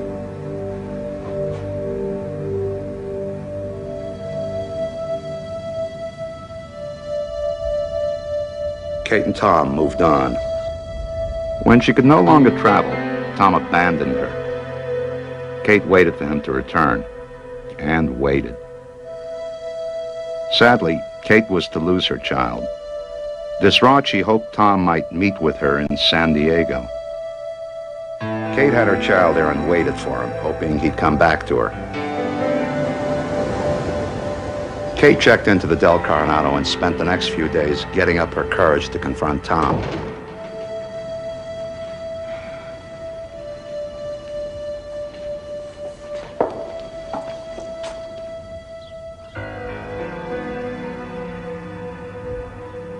Do you have a Mr. Tom Morgan staying here?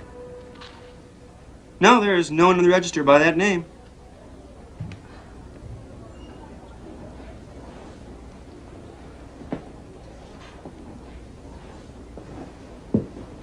Do you have a Mr. Bernard registered? Yes, we do.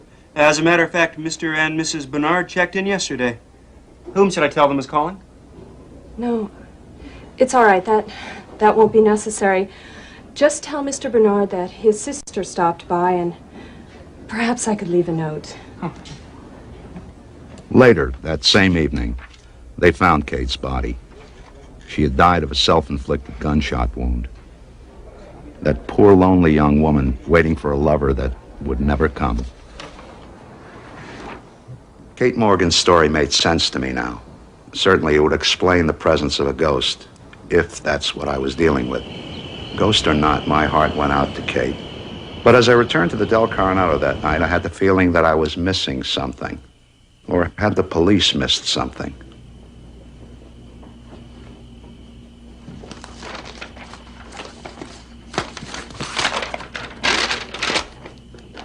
The police had missed something vital.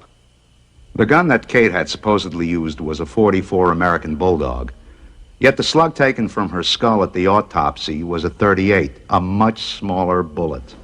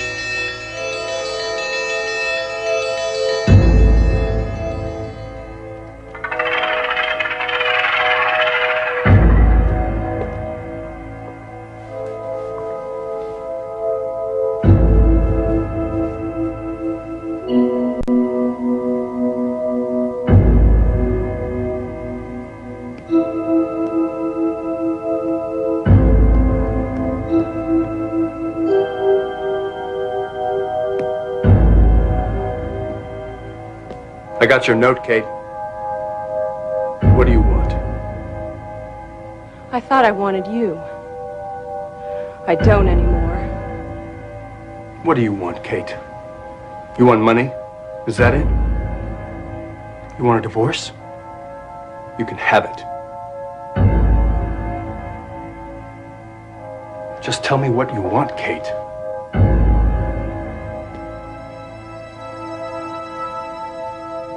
Don't be foolish, Kate. You lied to me. You hurt me. Kate. Please.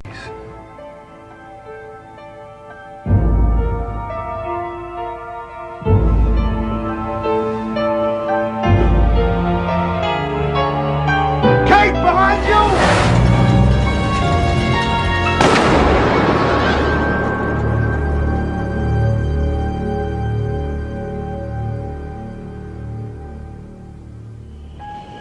Tom picked up Kate's gun and fired it into the dirt of the potted palm on the landing.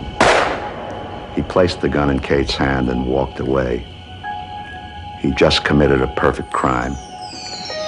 Everyone believed that Kate Morgan had killed herself. That is, until 98 years later, when a skeptical attorney took up her case.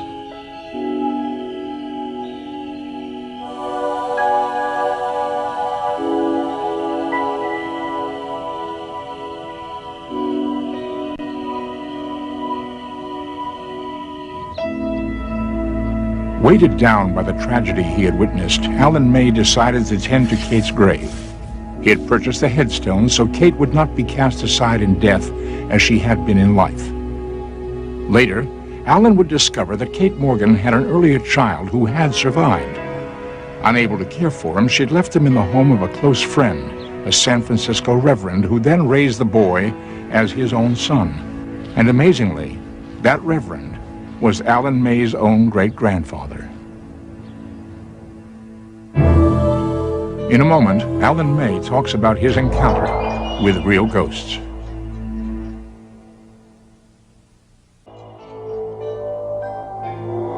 Alan May's experience with the ghost of Kate Morgan ran contrary to his training, background, and his very belief system. For the last 18 years, I've been a practicing attorney here in California, primarily doing murder cases, homicide cases, dealing in facts, dealing in evidence, dealing in witnesses, the credibility of witnesses, and trying to separate fact from fiction in terms of what people believe they see and what they say they see. I've also served in Washington on the White House staff twice and as an assistant to several cabinet officers, again dealing with facts and dealing with what really has to be adjudicated in terms of reality. So this whole metaphysical experience is very bizarre to me. It's something I've never believed in before. I believe in it now, though, because not only did I have the experience of seeing what I saw, but I've got 4 or 5 witnesses who also saw it too. So I have to come to the conclusion I wasn't incompetent or non-compos mentis, but I was seeing what I saw.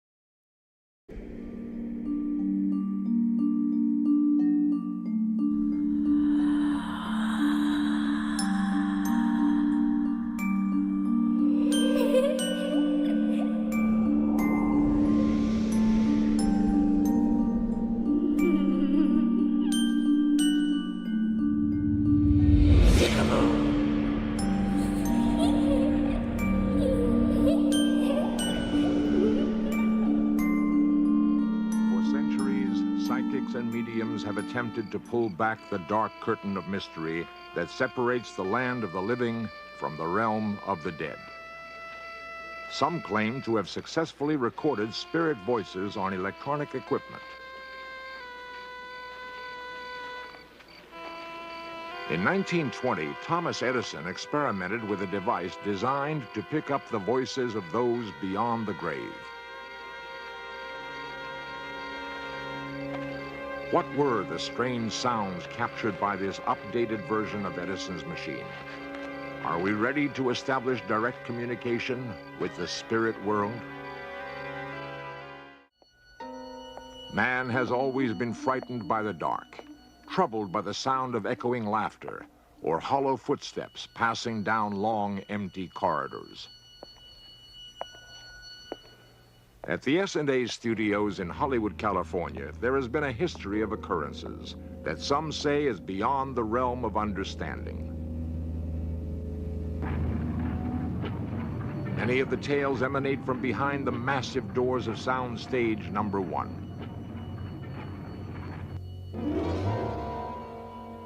Mary Pickford once acted here.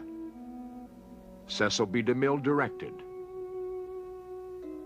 One man recreates his own astonishing story. My name is Jerry Fitzpatrick.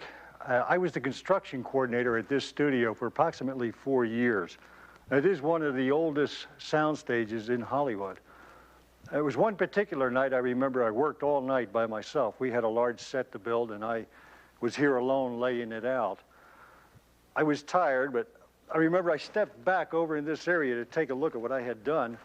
But at that time, there used to be a catwalk right up here, about 15 feet off the ground, from one end of the soundstage to the other.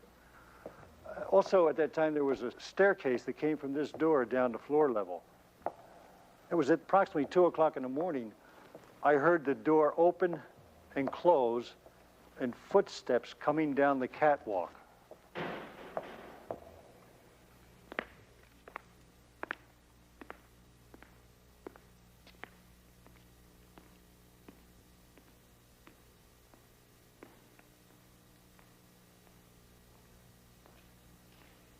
I immediately called out, "Who's there?" And the footsteps stopped. There was total silence. So I ran up the steps to check the door, and the door was bolted, like all the security doors were, and the alarm system was on. The hour was late and I was tired, but I heard that door open and close, and footsteps coming down the catwalk.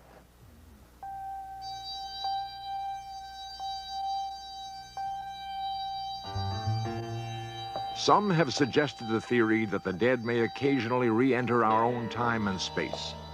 Confused by their predicament, the spirits may call out for help or attempt to communicate. Many would suggest that the strange noises in this old studio are the product of overactive imaginations, but others aren't so certain. Could spirits actually be attempting to speak to us? One man may have uncovered evidence that implies spirit communication may occur with remarkable frequency. D. Scott Rogo is the author of Phone Calls from the Dead.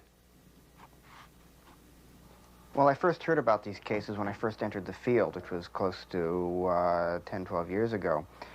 And I really didn't take them seriously at all. I thought they were very outlandish. It was hard for me to believe that people were actually getting phone calls from people who were dead. But as the years progressed and I did more and more investigations, I discovered that these calls were fairly common. And then I realized that there was a major effect here that someone really had to study. Mary Meredith of Oklahoma City recreates the night she purportedly received a phone call from the dead.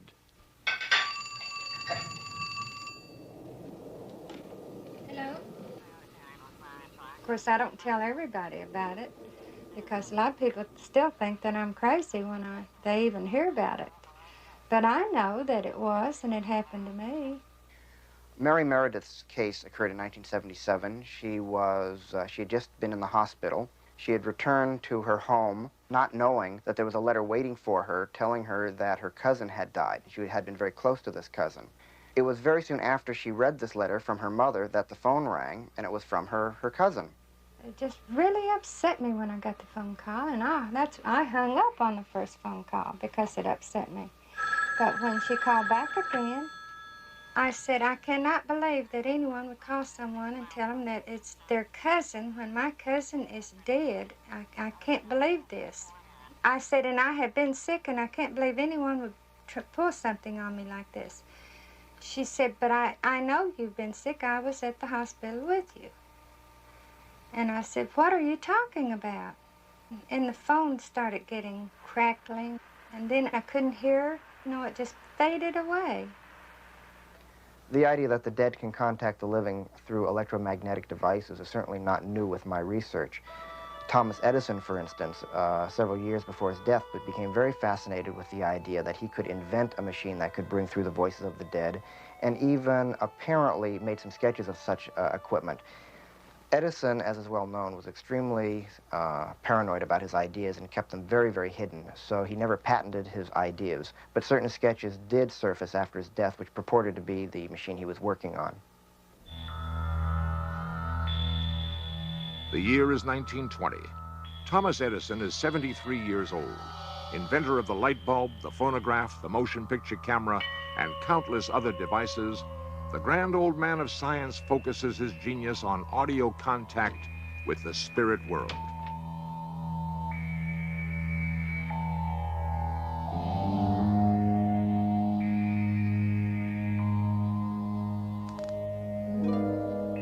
Edison claimed his research was unfruitful, but some believe he was on the verge of success.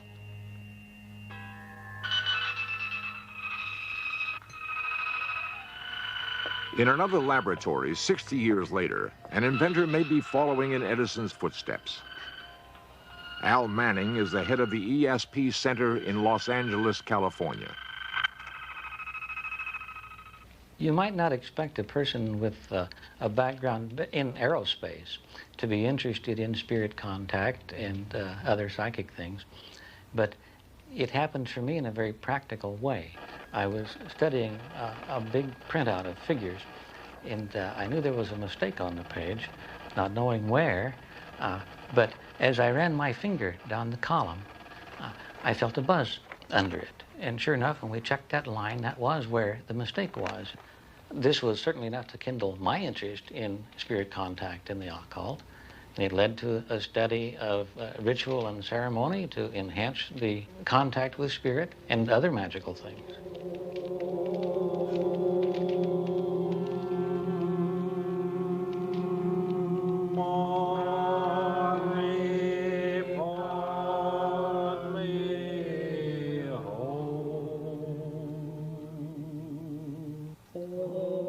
As Manning's research efforts grew, he gathered around him a group interested in exploring the field of spirit contact.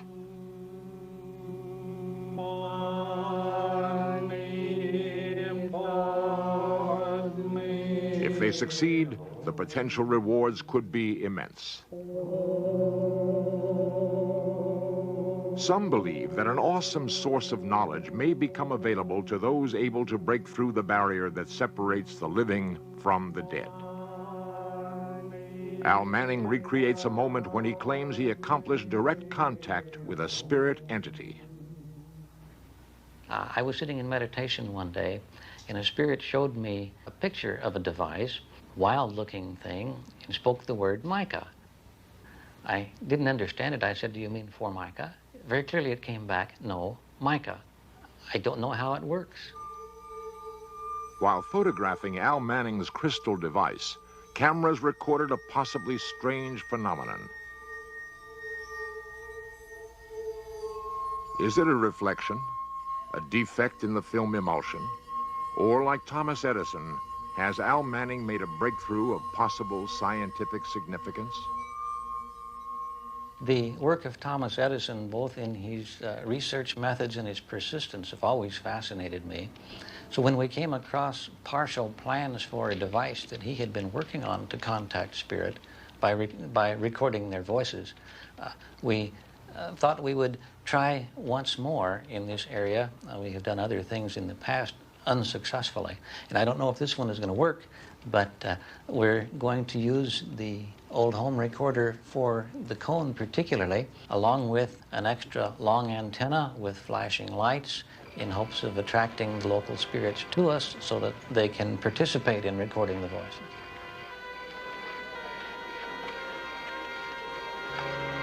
What explanation is there for the remarkable sounds recorded through Al Manning's machine late at night in the graveyard?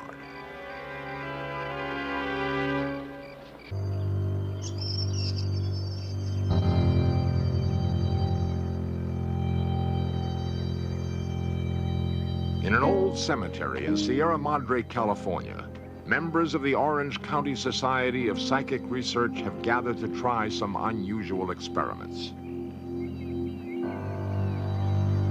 On this day, various electronic devices will be tested for their ability to contact the dead. Harry Shepard directs the group.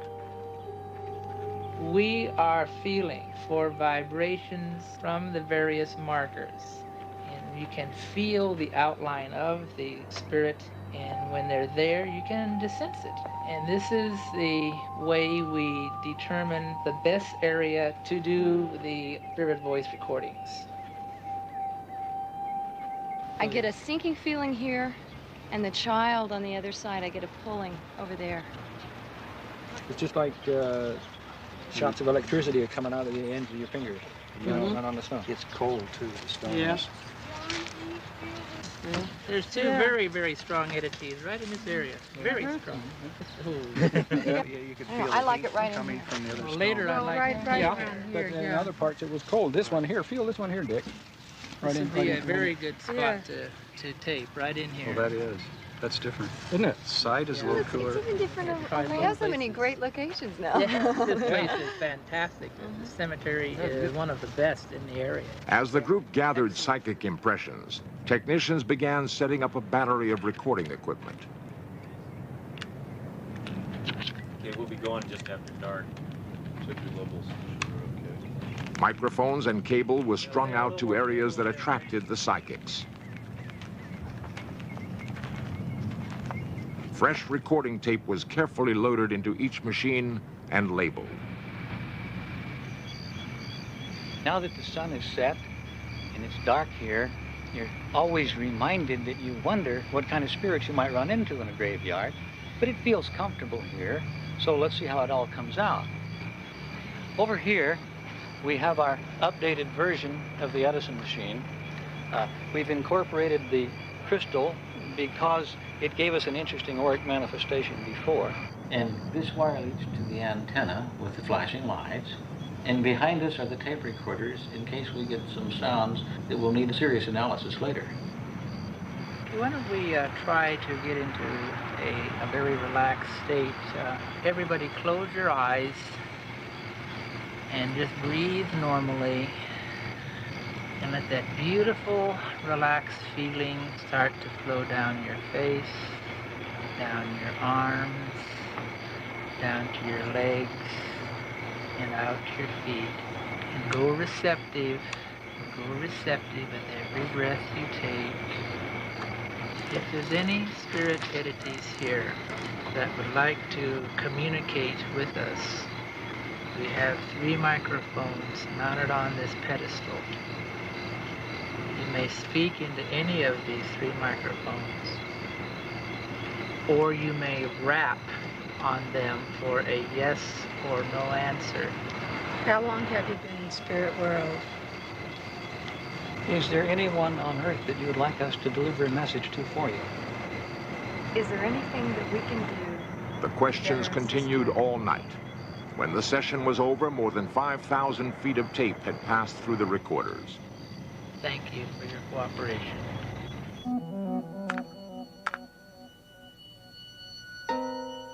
The following weeks were spent analyzing the sounds recorded at the graveyard. Technician John Kawamoto spent over 30 hours noting the dozens of unusual sounds on the tapes. When his log was complete, the psychics were invited to listen to the tapes and interpret what they heard. Girl, you ready? What is that? What's that? I know. What is that? Whoa. It's a growling. Girl, you ready? Right there. Wow, listen to that. Somebody's singing in the Back it off here. Girl, you ready?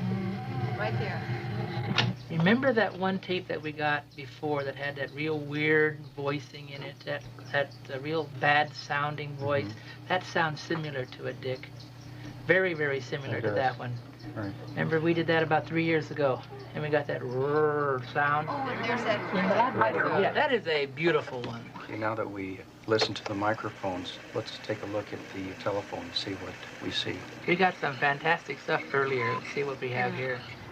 If there's any spirits here, we now have this telephone with us that is attached to this microphone and at this tape recorder through here. And you can use this now, if you wish, with the other microphones to communicate with us. Can you hear me?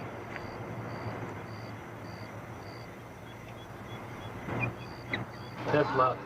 That's a very loud and clear. Go back. Yeah, With let's normal back it speed, we'll hear that clicking, and if we slow it down to 1/16th or 1/16th of the speed, slows the voice way down, and we can stretch it out and hear the syllables in it instead of just a click or a pop sound.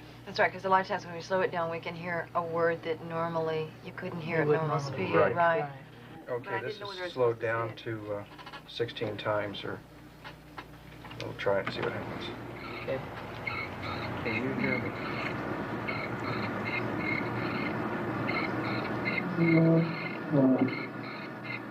Wow.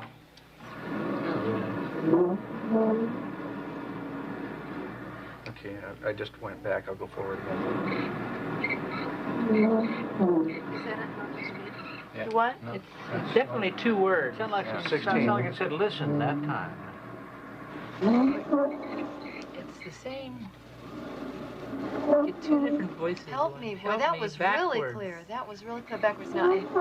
And listen was forward, right? Uh-huh. It's a...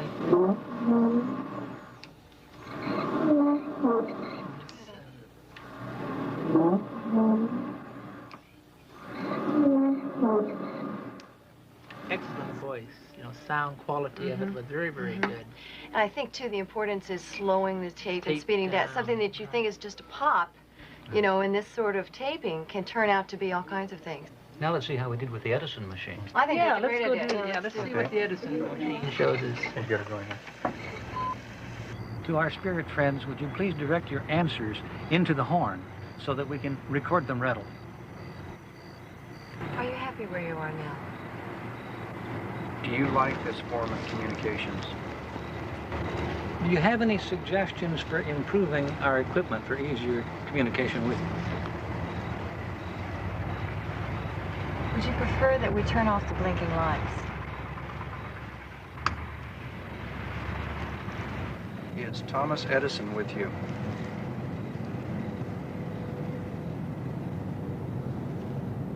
Can we slow that? Oh, listen, right that there. down and Look. listen to. Okay. Yeah. That's right where that Right. humming started, right That- there when you that's where turned the it lights sounds on. like singing or Yeah. something. Yeah. The slower And might it was just when the lights got turned on, right? You want it slow. Yeah, 16. Let's do it at the 16th speed.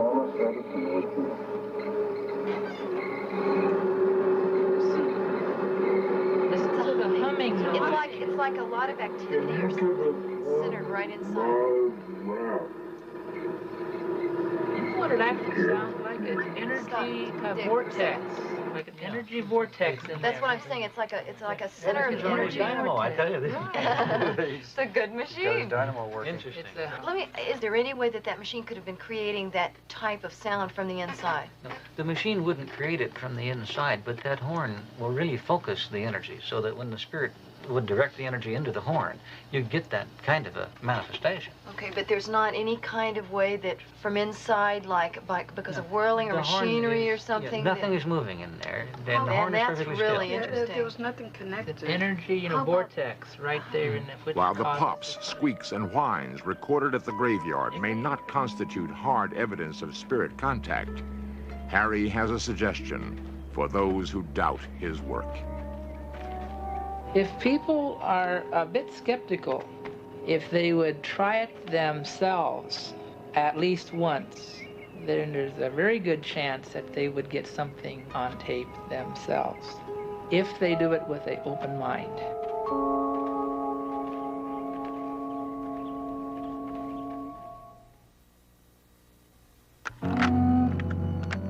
Will we ever have a major breakthrough in the field of spirit-voice contact? Just as many of us are interested in trying to establish contact with the dead might be just as interested in contacting the living. Phone calls from the dead, cases of voices that appear on electronic recording equipment, and other similar manifestations might be the successful result of active experimentation on the other side to make contact with the living. There may come a day in the very distant future when contact with the dead is an everyday occurrence. But the major breakthrough leading to this result might actually be due to experiments produced by scientists on the other side and not through any attempts by us on this side of death.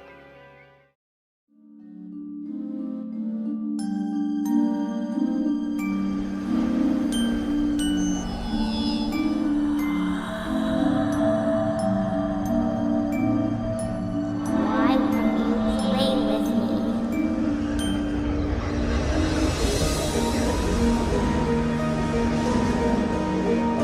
Go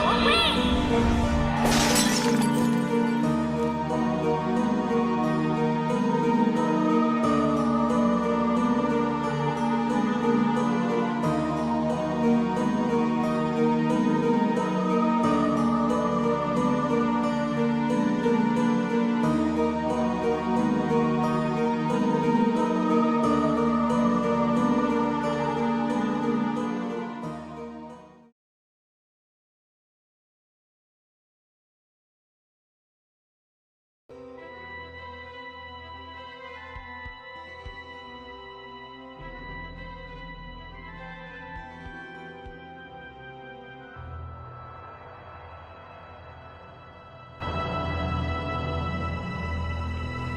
Have you ever seen a ghost? Some shadowy form glimpsed out of the corner of your eye? A half-seen figure that disappears suddenly the moment you turn to face it?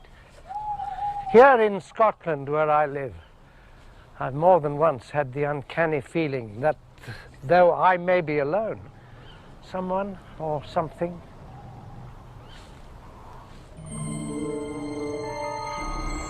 is watching me.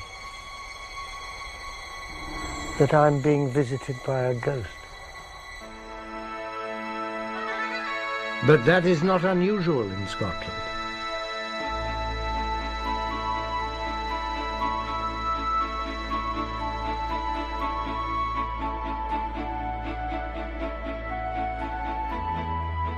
Scotland's past is as rich and dramatic as its landscape. Its great mountains and dark, secretive glens still echo with the battle cries of centuries ago.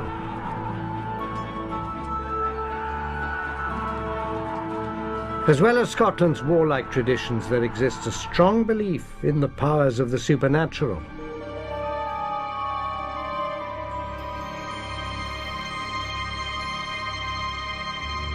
It is said that some Scots have the gift of foretelling the future, known as second sight. Each clan had a seer who was given to premonitions. But this gift of prophecy is more often a curse, for death and disaster constitute the commonest visions. All over Scotland, relics of an ancient past confound modern man with their strange images and sounds. Scotland's turbulent history seeps into the present day and creates powerful apparitions. And Scottish castles, where much of that history has been played out, are where a great many of these hauntings have been experienced. Their very stones echo with the struggles they have witnessed. It is in these strongholds that the ghosts of the victims linger on. Scottish castles were the sites of many bloody battles fought to preserve independence against the English. But within Scotland's own borders, thousands were slaughtered as a result of violent feuds between different Scottish clans.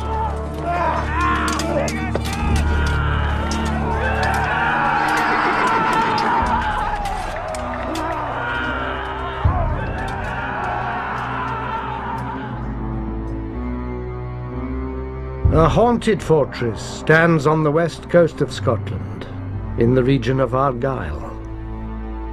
This is Duntroon Castle, dominating the rocky headland overlooking the Sound of Jura.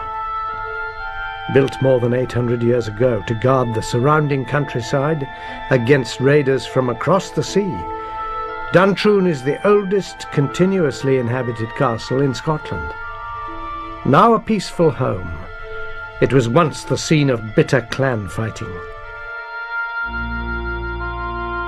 To this day, Duntroon is haunted by the heroic deed of a lone piper who paid for his clan loyalty with a gruesome death.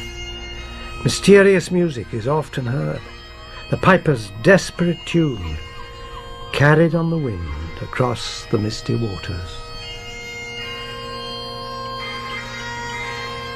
The sound of Scottish pipes has haunted the castle for many years, summoning memories of Duntroon's brutal past.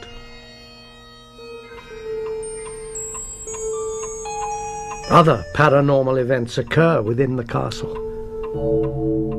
Furniture moves of its own accord. Objects hurl themselves at walls. Clocks stop. And a gruesome discovery was unearthed beneath the castle flagstones. Duntroon Castle has been in the Malcolm family since 1792 and is today the property of Robin Malcolm of Poltalloch. It's long been said that the spirit of the Piper of Duntroon is still about the castle. Do you think he's here? Yes, certainly we do.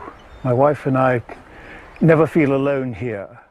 On certain nights, the Malcolm's dog behaves strangely, as if it had seen and heard something.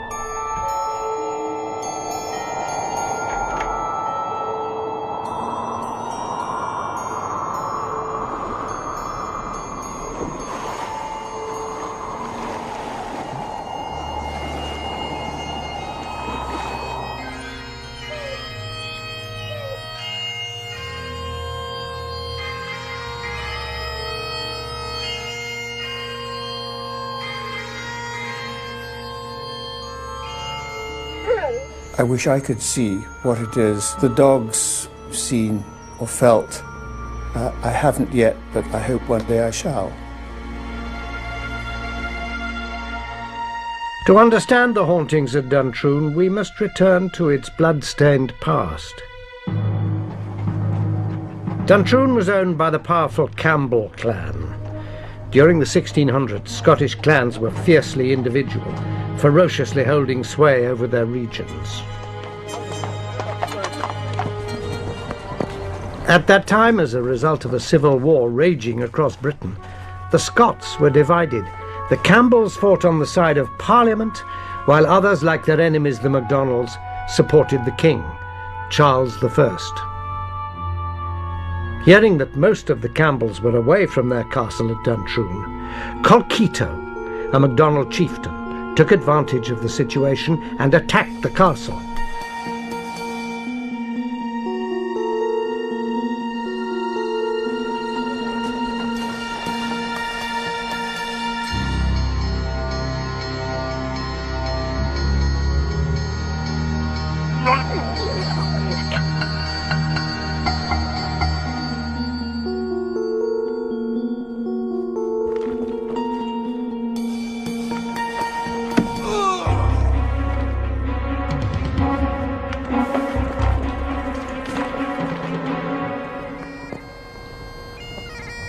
As soon as the MacDonalds had taken Duntroon, Colkitto sailed away to continue his campaign. He left behind a small garrison and his loyal piper to guard the castle.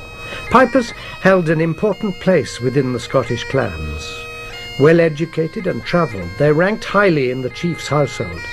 When going into battle, the pipers stood forth alone, piping the men onward, their focus of loyalty.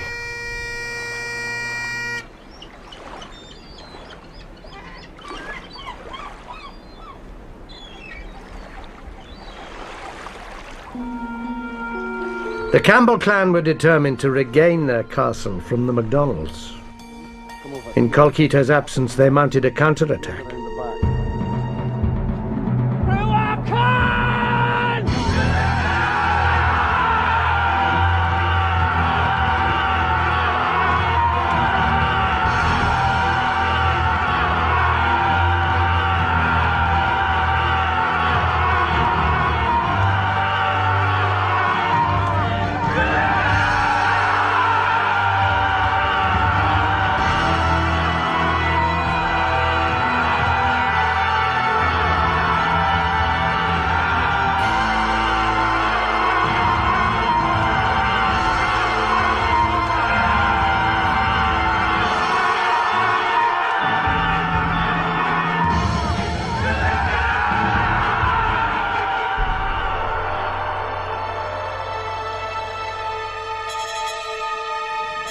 Eventually, the Campbell clan recaptured Duntroon. Every MacDonald was put to the sword, except one, the MacDonald piper.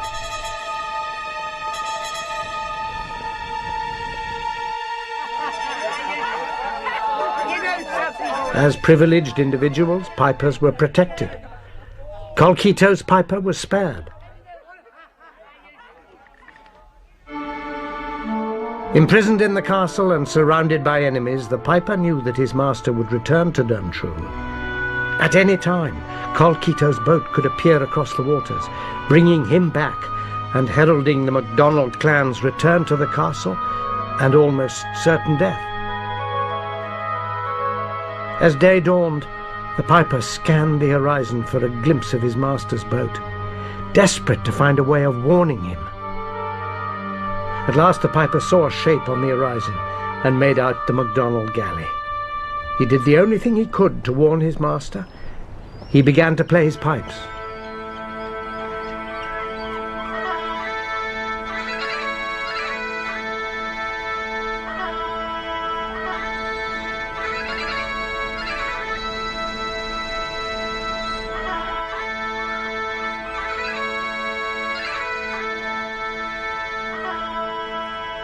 Across the waters, Colkitto heard the faint strains of the bagpipes. He thought he recognized a familiar tune and assumed it was a welcoming air from his piper. But as he sailed nearer, the notes suddenly changed. And he realized that this was instead an urgent warning saying to him, "Beware, turn back." Bear away!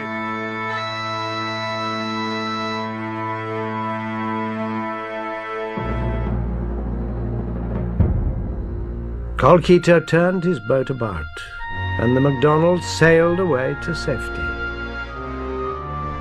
But for the piper there was no escape.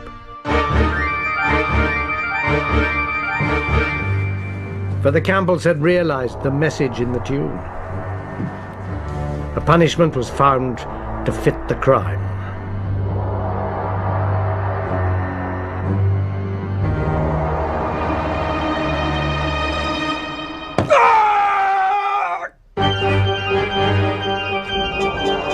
They cut off his hands so he could play no more. The piper bled to death from his wounds. Those who dismissed the story as a romantic myth were suddenly confronted with gruesome evidence. In about 1880, a chilling discovery was made beneath these flagstones.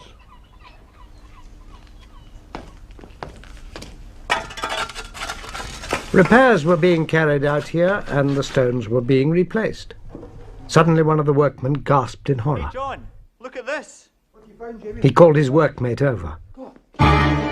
Staring up at them from its shallow grave was a human skull.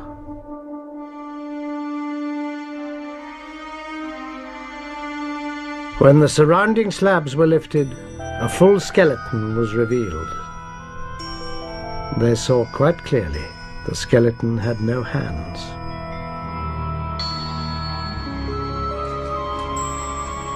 The workers and the castle lord stared in amazement. Surely the bones that lay before them were the mortal remains of the ghost that haunted the castle, the Piper of Duntroon.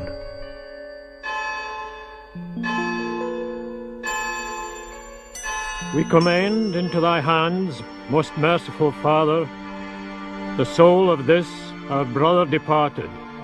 The lord of the castle asked the bishop to give the skeleton a proper burial and to exorcise the spirit that roamed Duntroon. With us. The grace of our Lord Jesus Christ, the love of God, The bishop performed the rite of bell, book and candle. and the fellowship of the Holy Ghost be with us all evermore. Amen. But despite the exorcism, the piper's spirit still seems to dwell within the castle. But though he is nameless, his courageous act has immortalized him, the Piper of Duntroon.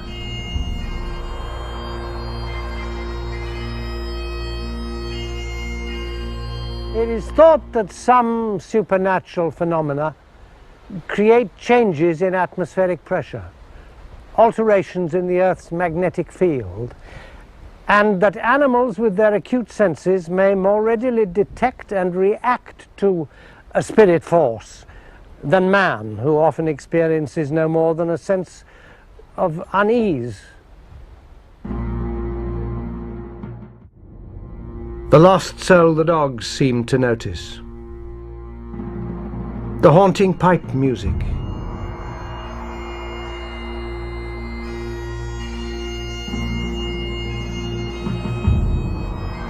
Perhaps it is the piper returning to his post to pipe his lonely tune.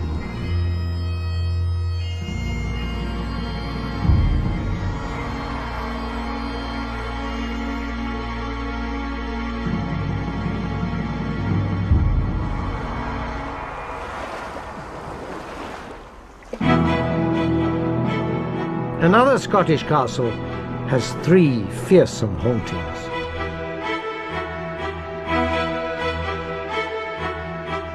On the east side of Scotland, in the Grampian region north of Aberdeen, stands Fyvie Castle. The great facade has been likened to a French chateau, with its 5 impressive towers, each one a monument to the successive families who have owned the castle.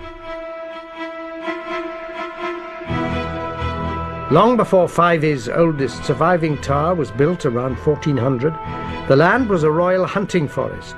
It was from here that King Robert the Bruce dispensed justice. But the castle's baronial exterior hides a ghostly history.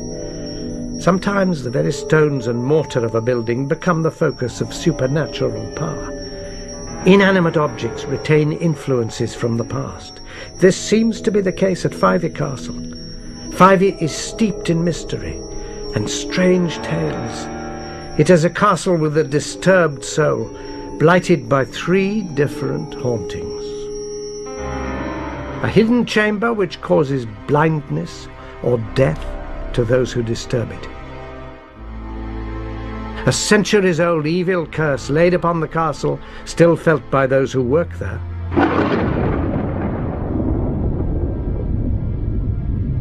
And the ghost of a betrayed wife, the Green Lady, who walks Fyvie's long corridors to this day.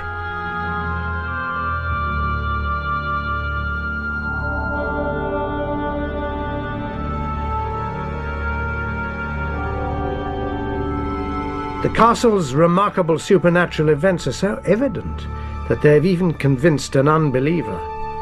The curator of arms and armour at Fyvie is Major John Peyton. 3 years ago, he had an experience in the castle that altered his views on the supernatural. Do you find yourself laughing at the people who believe that Fyvie is full of spirits, ghosts, and curses? Not at all. There was a time when I... The Major explained that as an army man, he'd always been a great cynic who didn't believe in ghosts. But 2 experiences in Fyvie Castle affected him so much that he was forced to change his mind. I tend not to treat it as a laughing matter anymore.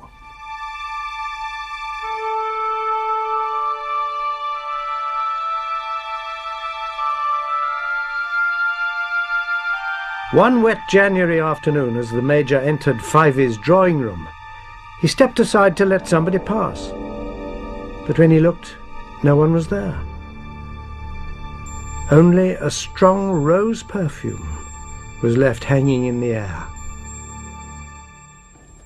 The Major searched for a logical explanation, but when he questioned the domestic staff, he discovered that no rose-scented products, no room sprays or polishes were used in the castle, and that at the time of the incident he had been entirely alone in this tower. Then a month later, another incident occurred. Hello. What's been bothering you? The Major was urgently summoned to calm down a tourist who was in great distress. Right, looking in this mirror. The visitor described to the Major how she'd been looking around a bedroom when she saw something in the mirror that scared her half to death. Through a haze of shimmering green appeared the figure of a woman in a long, full dress, ropes of pearls around her neck.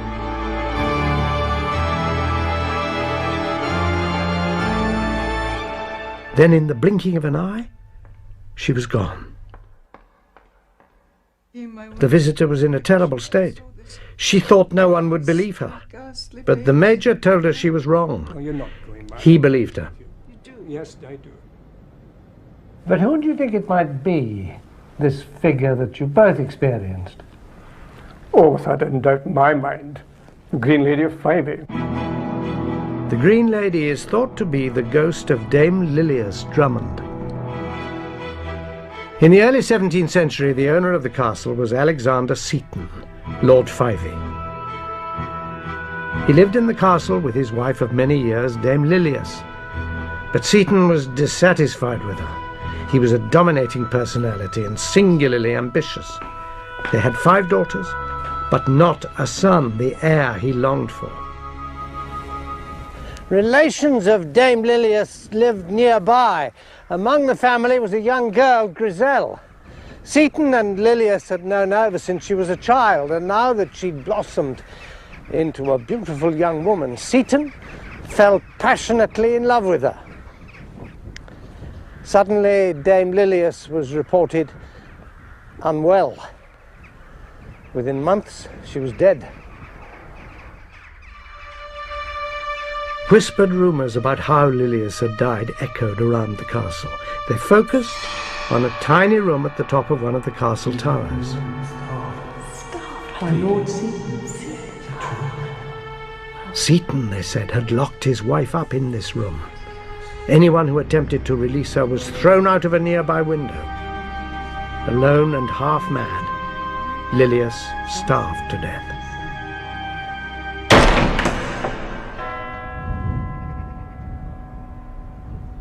Only weeks after his wife's suspicious death, Seaton married the young Grizzel. Because of his powerful position within the Scottish hierarchy, Seaton's actions were never questioned. Dame Lilias, however, would soon return to take her revenge on the new bride and groom.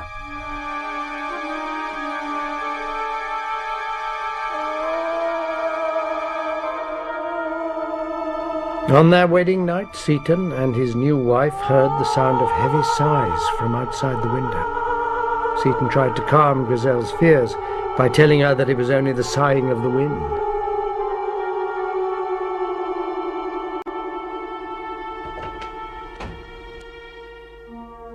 He opened the window and looked out.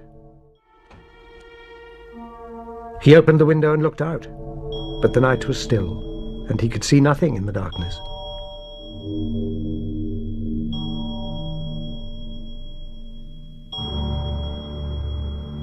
There is nothing at the window. Seaton again assured his young bride that there was no need to worry.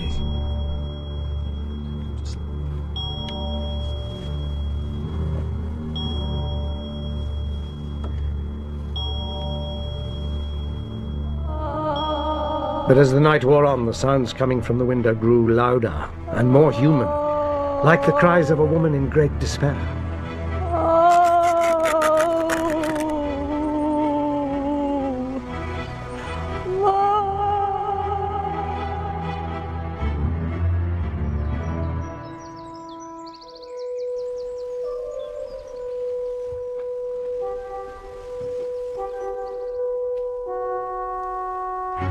In the morning light, Grizel cautiously approached the window. She saw that something had been carved on the window ledge. In letters nearly 3 inches high and inscribed from the outside were the words, T. Lilias Drummond.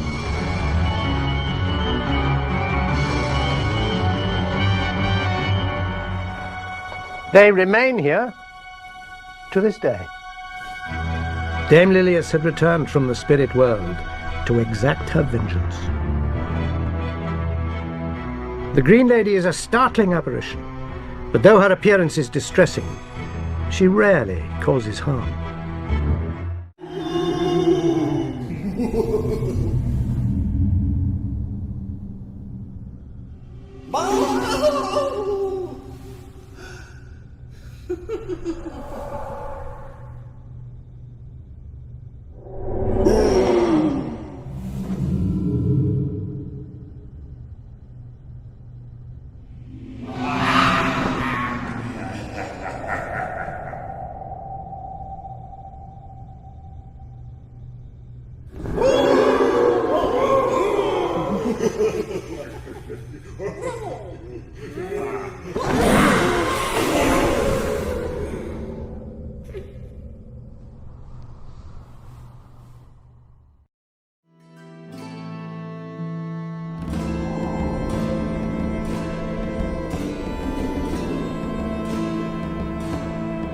England's glorious history has been steeped in ambition, greed, treachery, and betrayal. Its castle walls have witnessed centuries of bloodshed.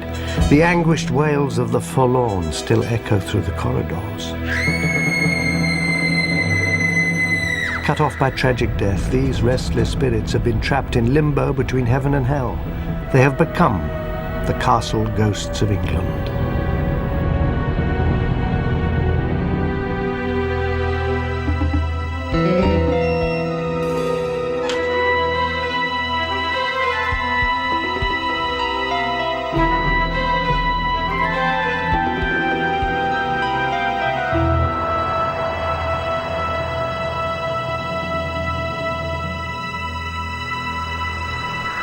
Do you believe in ghosts?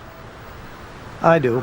Ever since at the age of 6, I ran panting downstairs and said there was a grey lady standing silent outside my bedroom door. I'm not alone. 40% of the English believe in ghosts, and 1 in 7 people claims to have seen one. Spirits continue to haunt us from the dim recesses of a darker history.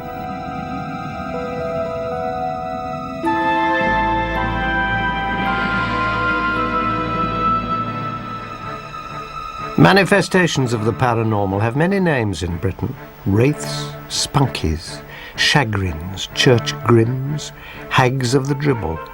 From the ancient Druids to Dickens' A Christmas Carol, spirits have been a palpable presence in the English landscape.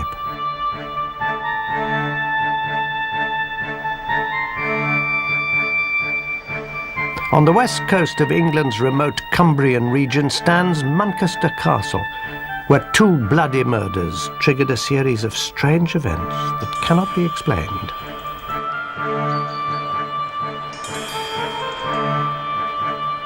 This rugged and beautiful landscape has echoed to the gruesome cries of the inhabitants of Manchester Castle. Its walls loom over the treacherous quicksands of the River Esk in the valley below.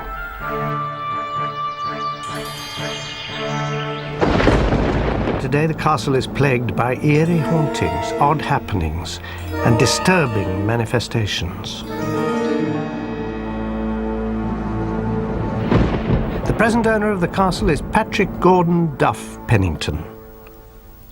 There have been Penningtons here in this castle, I know, since the early 13th century. Do you think that the spirits, the manifestations, the spectres, give the family special attention? I don't know. I like to think that they feel that we belong, and we like to feel that we belong to them a bit. What kind of hauntings have people experienced here? Sometimes when I open the doors and open the shutters in the mornings, people pull the doors out of my hand. The last curator, he used to see a grey lady walking up and down the red passage outside our room. The tapestry room, people have slept in there and have asked to be moved. They hear people cry when they feel cold. They think it's a nasty place to be in, and the people who feel anything at all, they come out not quite the same as they went in. Residents and guests of the castle also report the distinct sound of thumping on the stairs. Evidence of paranormal occurrences was so strong at Manchester Castle that the family called in a team of specialists to investigate. On September the 18th, 1993, the experts set up an array of monitoring equipment for a scientific study of the hauntings. They waited for nightfall.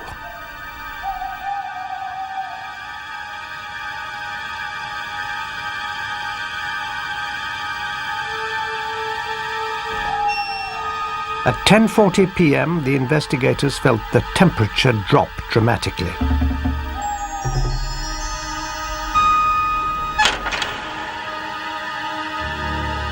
A minute later, a vase began shaking.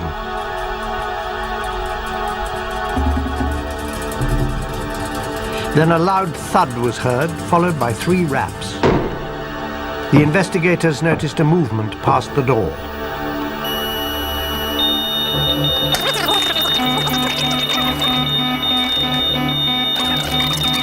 The team observed so many unexplained events that they reported it is hard to come to any conclusion other than that Manchester Castle is inhabited by supernatural energies. Not a few of the supernatural happenings have been attributed to a malevolent spirit that inhabits the castle. And in Manchester's long story, there's no more malevolent character to judge by events than Thomas Skelton. He was the last jester or fool to the Penningtons. He was known as Tom Fool and was responsible for the phrase tomfoolery. He was also a steward of the estate. He was a trusted servant of his masters and a tyrant to those beneath him.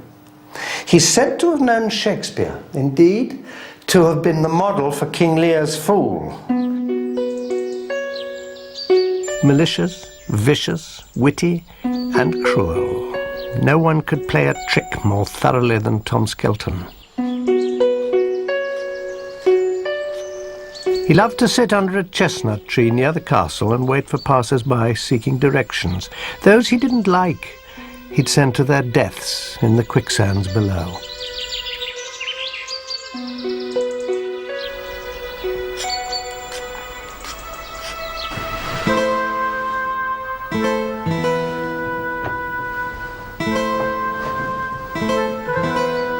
In 1585, a scandal broke around the daughter of the castle lord.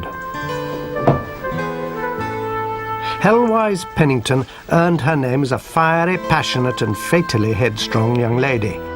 Although betrothed to the son of a powerful neighbouring family, Helwise fell in love with the village carpenter.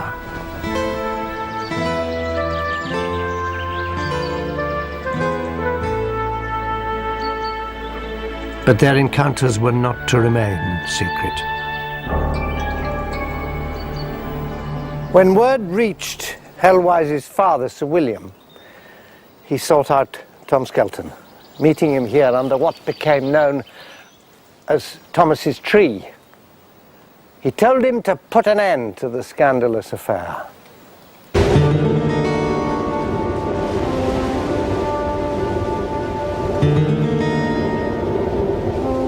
Skelton summoned the carpenter to the castle under the pretense that he was to meet his beloved Helwise. Once there, he plied the carpenter with cider until he was drunk and insensible.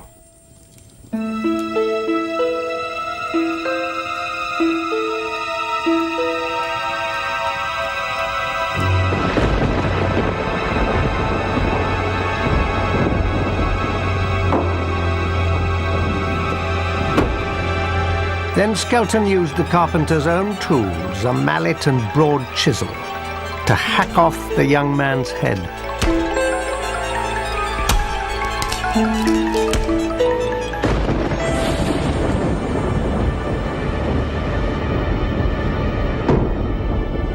He was heard to say, "When the lazy dolt wakes up, he'll have trouble finding his head."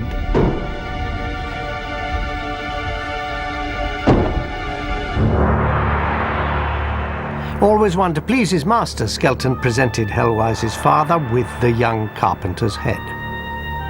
History does not record Sir William's reaction.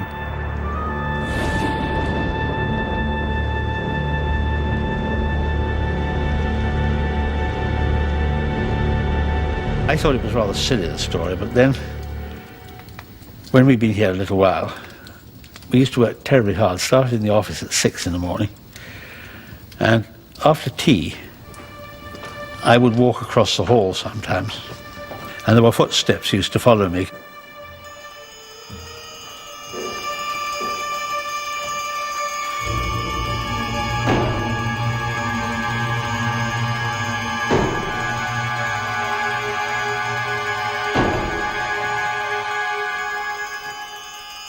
You don't think it could possibly have been an echo?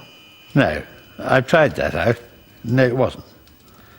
And I've tried it with sort of shoes that didn't make a noise, but I always heard the behind me. The thumping heard in the hallways could well be the sound of Skelton dragging the young carpenter's body through the castle.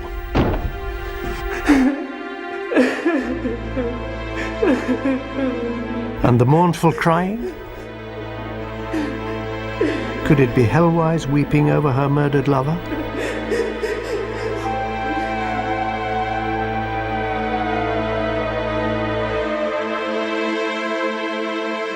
Afterwards, the heartbroken Helwise disappeared into a nunnery and eventually went mad.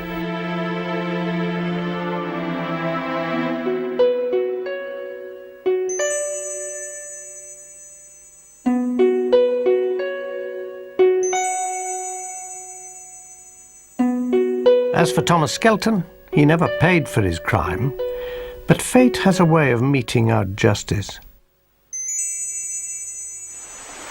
He drowned in the River Esk. Is Manchester still haunted by the presence of Tom Fool, waiting to play one last trick?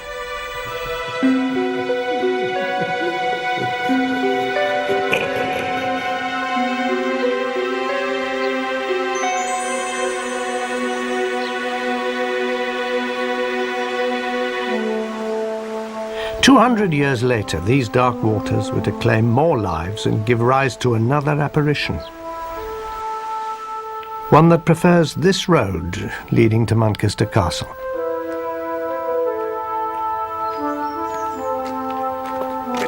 Good morning. Grace Simmons, an employee of the castle, has seen the ghost.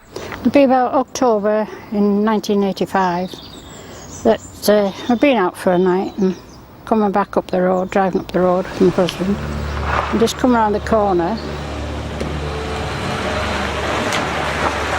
and I saw this lady standing. She was leaning against the wall.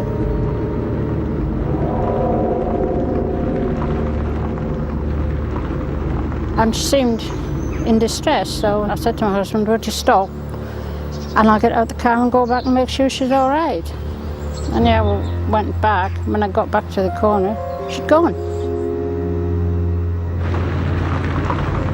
The woman in white began appearing after a gruesome murder in 1822. Love seems to be ill-fated at Manchester Castle. Mary Bragg, a servant in a nearby village, was madly in love with the castle's steward, but the housekeeper, a Miss Littledell, had taken a fancy to the same man. One night her jealousy turned to rage. Two ruffians appeared at Mary's door. Concocting a lie, they claimed her beloved had fallen ill and she must rush to him. Alarmed, Mary went with the two men.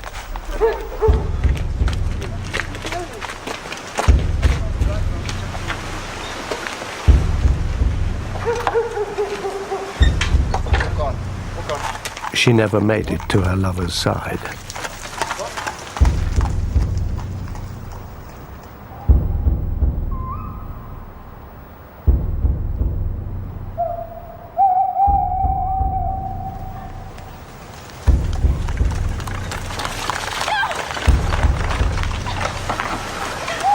Near a tree on the road through Manchester Wood, the abductors pulled Mary Bragg from the carriage.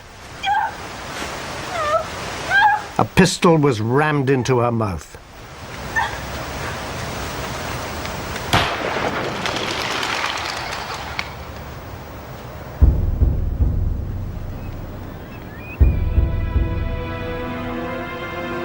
But poor Mary's body had more indignities to suffer. To get rid of it, the murderers left it in a field for the castle dogs to devour. When that failed, they tried to find a hiding place.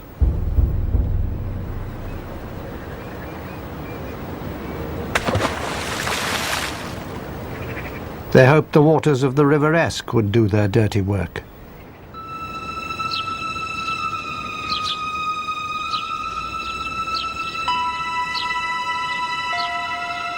But Mary Bragg's body refused to stay hidden.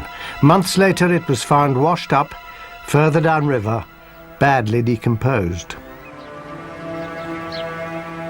At the coroner's inquest, a doctor claimed it was impossible to determine the cause of death. Some say he'd been bribed to cover up the murder.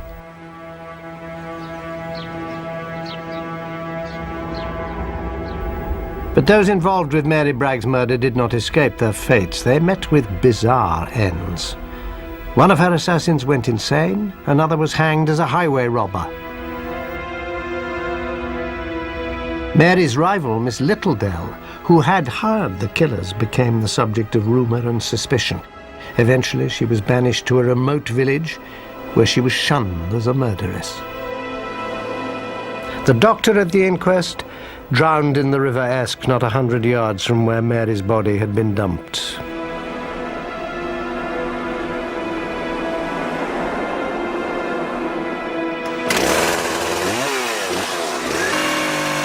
In 1993, the tree under which Mary Bragg died was cut down.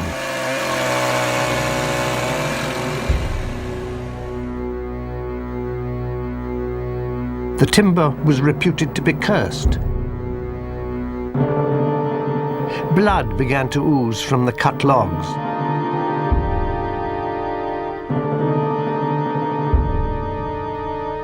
No one locally would have anything to do with the wood. It had to be shipped to London to be sold.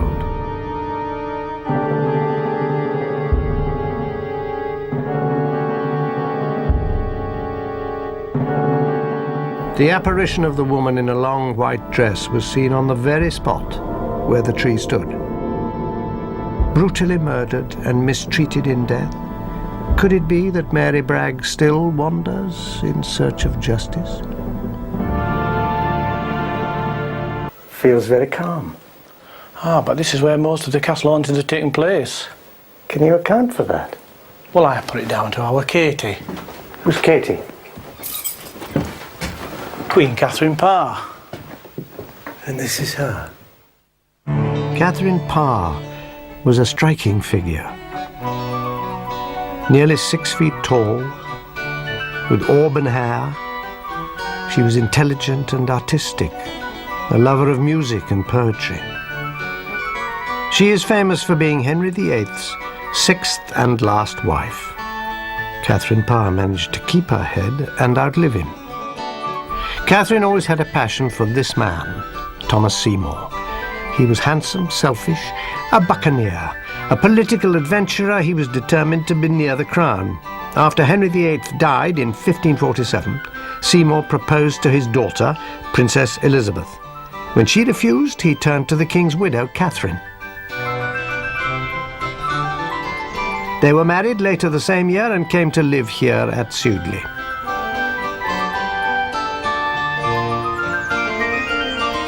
Within months, Catherine was pregnant. At the age of 35, it must have seemed a miracle, and everyone in the castle prepared for the birth with excitement and celebration. Sudeley's great banquet hall echoed with parties, music, dancing, and laughter.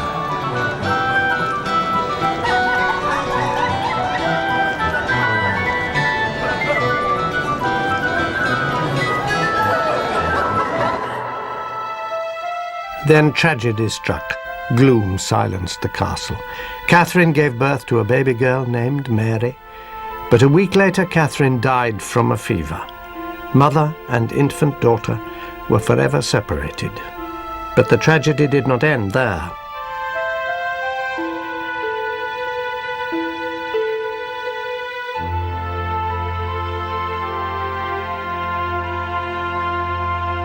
With Catherine barely dead, Thomas Seymour abandoned his newborn daughter and headed for London. Thomas Seymour went straight to Princess Elizabeth's bedroom and proposed to her for the second time. And the 15-year-old had the good sense to turn him down again. Undeterred, off he went and asked her half-sister Mary. She too turned him down. Thomas Seymour's lust for power in the end was to prove his undoing. Indeed, he was beheaded for treason. And when he died, Princess Elizabeth wrote, "This day died a man of much wit and very little judgment."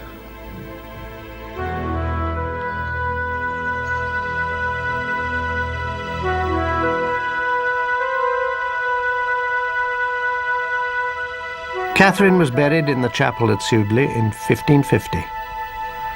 During civil war a century later, the chapel was ransacked. Her casket disappeared. 140 years later, a local farmer digging in the grounds came across a casket sealed in lead. He forced it open, and what he saw astonished him. The body of a woman, perfectly preserved, her complexion still milky white, her hair auburn.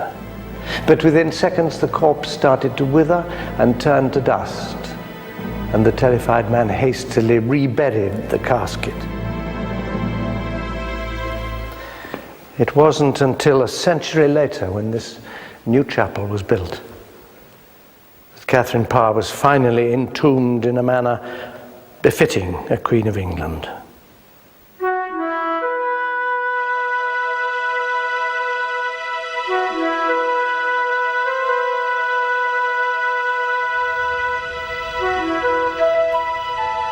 Apparently, Catherine Parr's spirit was not to rest.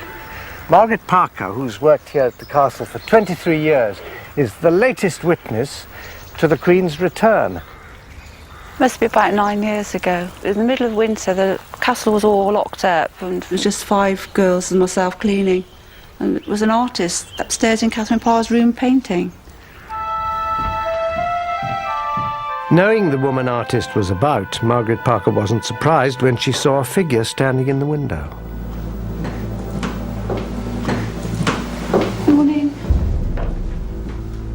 But the artist had only just come down from the nursery.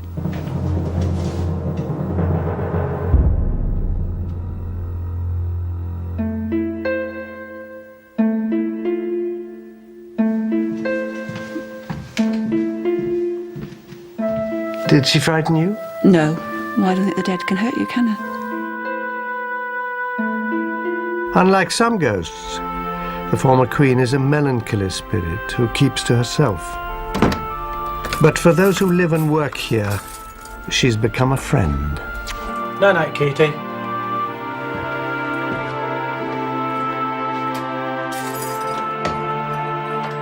After Catherine's death, her daughter Mary mysteriously disappeared from history. No one knows what became of the unfortunate little orphan.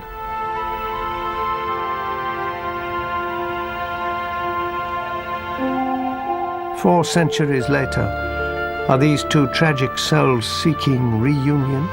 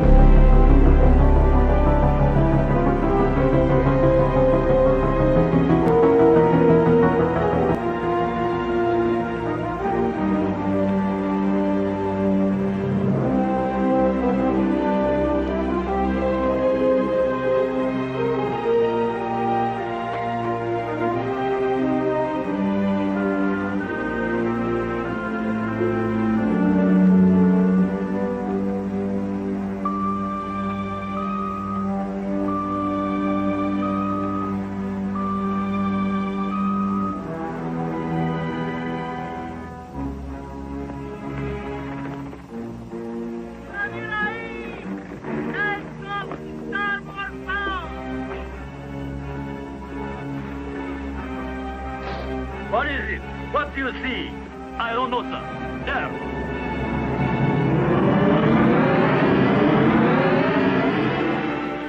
Capitan! Something is wrong! It is the compass! There is a devil in it!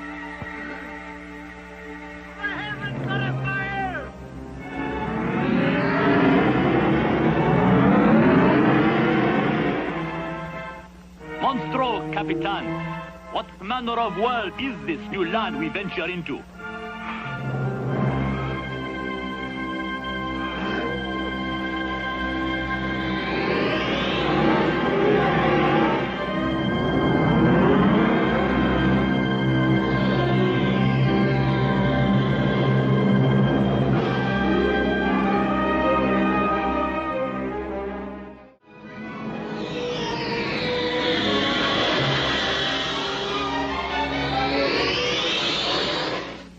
The Bermuda Triangle. It's here, off the southeastern Atlantic coast of the United States. A triangle formed by Bermuda, Miami, San Juan, Puerto Rico. You were about to see a motion picture that will explore one of the strangest and most dangerous mysteries of our time. It's based on the best-selling book by Charles Berlitz, plus a staggering file of verified incidents, official records, and new evidence never before available. Much of the dialogue is word for word, as taken from flight recorders and the testimony of some of the people who were actually involved. Columbus's experience was just the beginning. For hundreds of years, strange incidents continued to occur in the same area, terrifying the superstitious crews of the ancient ships. Many of the stories were written up in the captain's log, like this one. For almost 2 weeks now, there has been nary a breath of wind, and we have remained becalmed, hopelessly adrift in this damnable Sargasso Sea. We seem clutched by an invisible force, a devil's hand that held us dead in the water. There has not been a hint of a breeze for days, yet there is the sound of wind. Strange lights were sighted on the mid-watch last. Keep off the port bow!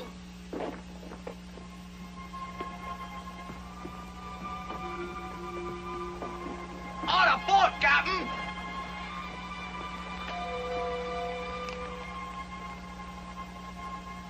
But as she approached, we could discern no movement on deck. Nothing. Looks to be the Westbury Star. But she left Swansea 2 months ahead of us. Incredible. She shows no hands, no manner of life aboard. See if you can raise her. Aye, sir. Fire a signal cannon.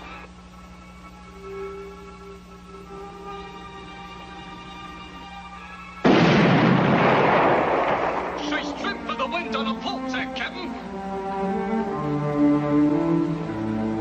Westbury Star! Westbury Star! If you hear us, please give a sign!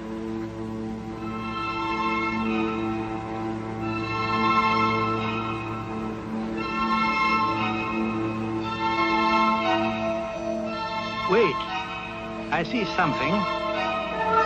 Great Scott!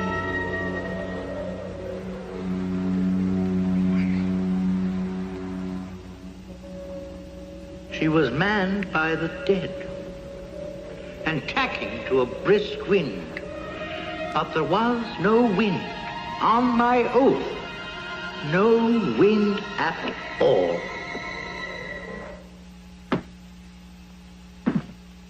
History gives us very little information about just how many ships disappeared in that area before the beginning of the 19th century. And most of the incredible stories told by the sailors were written off as superstition. But then, in 1800, with the disappearance of the first American naval vessel, the USS Insurgent, with all 340 crewmen aboard, convinced the authorities to begin keeping records.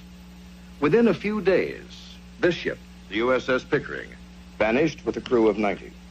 Then in 1824, the USS Wasp disappeared in the same area. More and more ships disappeared without a trace. The USS Grampus, the USS Wildcat, the Mary Celeste. Then in 1881, an incredible incident took place when the American freighter Ellen Austin found a derelict ship west of the Azores. Oh, the Mayfair! This is Captain May of the Ellen Austin. Is there anyone aboard?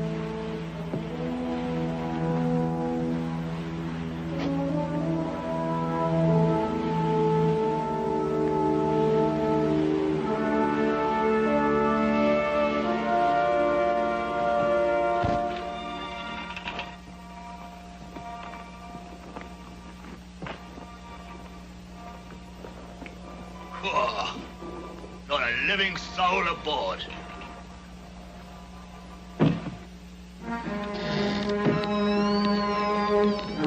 Noah, go on.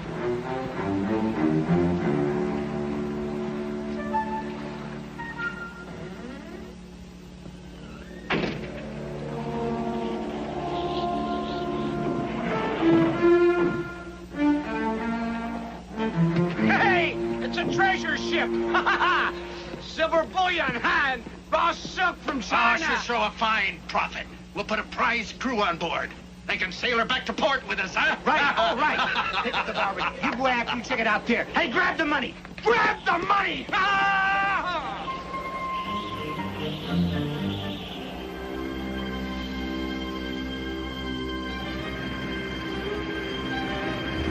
There's treasure there. Enough for all of us.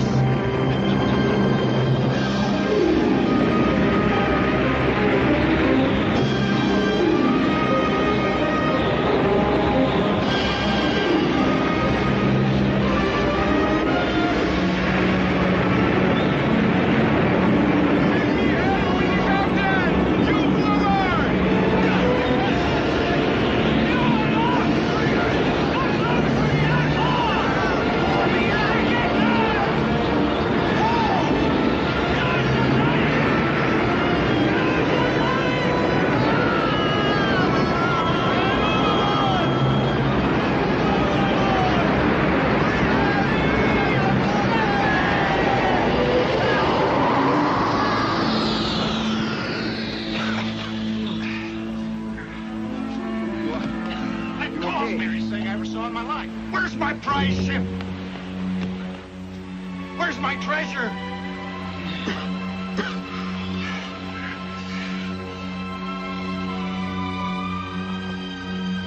Where is it? Ship. Lads, if we told this tale in every port, there'll be none who'll believe what we've seen this day.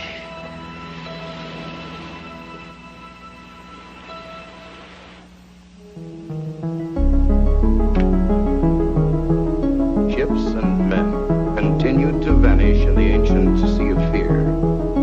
And then with the advent of air travel, planes began to disappear from the sky, just as mysteriously as ships did from the sea.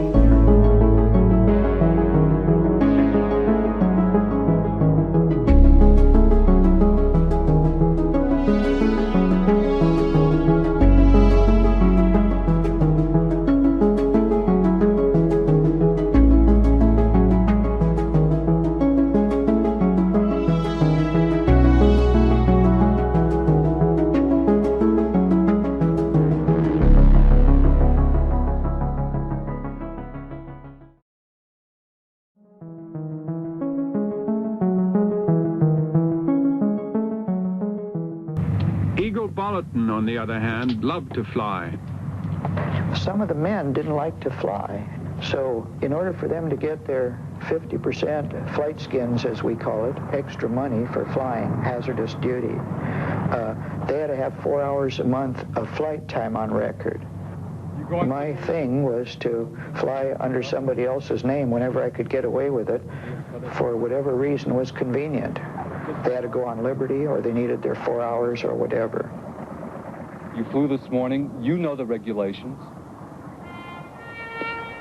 Years later, Bolton returned to the old air base, where he had come within a footstep of losing his life. That afternoon in December, I went out after lunch to fly again in the afternoon. As luck would have it, and that's certainly the word, the duty officer was the same man who had been there in the morning when I had already flown. Since that happening, I've had some thoughts on that subject.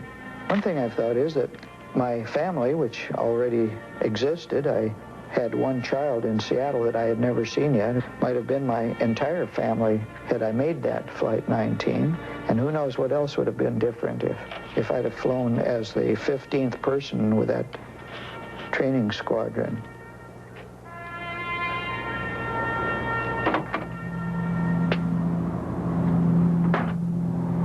The leader of the training squadron was Marine Lieutenant Charles Taylor of Corpus Christi, Texas. He was a 6-year veteran with over 2,500 hours in the air, but he was a new man at Fort Lauderdale. He's late, but he's not in any hurry, which is unusual for Taylor, who has a record as a punctual and conscientious pilot. As his crew gathers, a few bets are laid on the pro football final between the Redskins and the Rams. No one will collect. 13 men will go up with Taylor in 5 Avenger aircraft. They are 1 man short. Corporal Alan Cosner has been excused and Eagle Bollerton has been grounded. They're kept waiting 30 minutes. No. Lieutenant Taylor is trying to get excused from the flight. When asked why, he can't quite explain it. He just feels he shouldn't go. Forget it. Please taxi to runway and hold position.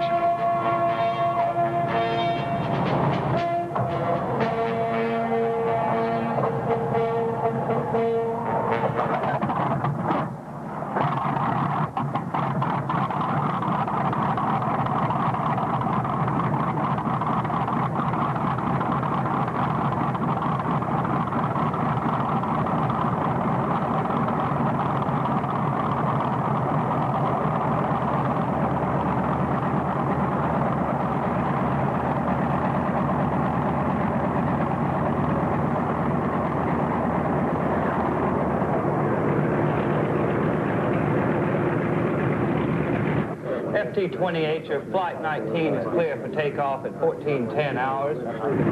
2:10 p.m. They are 40 minutes late getting underway, but they will still be home before dark.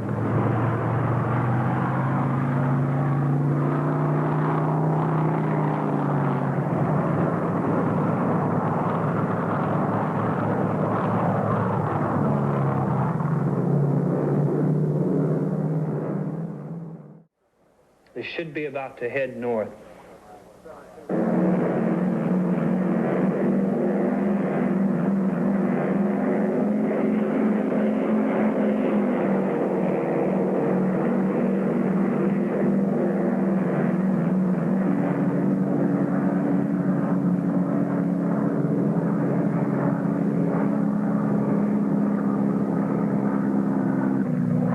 The senior instructor from Lauderdale, Lieutenant Robert Cox, has just taken off on another mission. Cox is about to become the most important man in the lives of the 14 airmen of Flight 19. For the next 45 critical minutes, he will be their only contact with the outside world.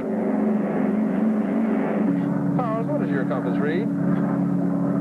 Repeat to Powers, what does your compass read? I don't know where we are. I'm afraid we got lost after that last turn. This is FT-74 to NAS Fort Lauderdale. Somebody up here, some boats or planes seem to be lost.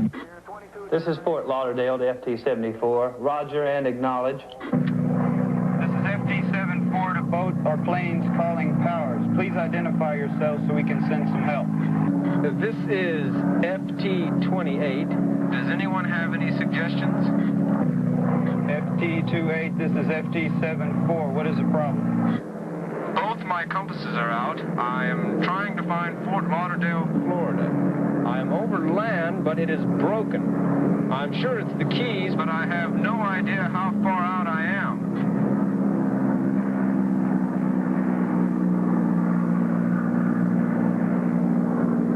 Taylor seems to think he's over the Keys. That is not possible. Please instruct FT-28 to fly standard procedure. 270 degrees and fly toward the sun. FT-28, this is FT-74. Put the sun on your port wing, and if you're in the Keys, fly up the coast. what is your present altitude? I'll fly south to meet you. I know where I am now. I'm at 2,300 feet. Don't come after me. Roger, 2,300 feet. I'm coming up to meet you anyway. Can you have Miami or someone turn on their radar gear and pick us up? We are on a navigational hop, and on the second leg, I took over as I thought we were lost. Unfortunately, both of my compasses are not working. Over? You can't expect to get here in 10 minutes. There's a 30 to 36 knot head or crosswind in your area. Turn on your emergency IFF gear. Or do you have it on already? That is negative. Use your ZBX gear. Use your ZBX gear. FT-74, this is Fort Lauderdale. Tell FT-28 to have one of his wingmen take over the lead. FT-28, this is FT-74. Have one of your wingmen take over the lead. FT-28, your transmission is fading. Something seems to be wrong. What is your present altitude? I'm at 4,500 feet. Visibility 10 to 12 miles. As the word spread at Lauderdale Base, there was dismay. How could a man with Taylor's experience get lost on such a simple exercise, on such a clear day, even if his compasses had gone out? It was December, almost Christmas. The days were short, and the sun was definitely in the west. This is FT-74. Do you read me?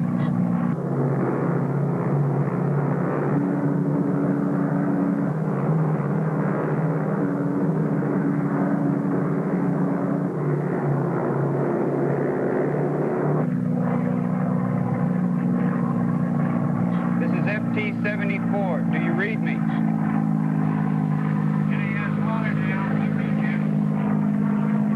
I've lost contact. I'm coming in to land.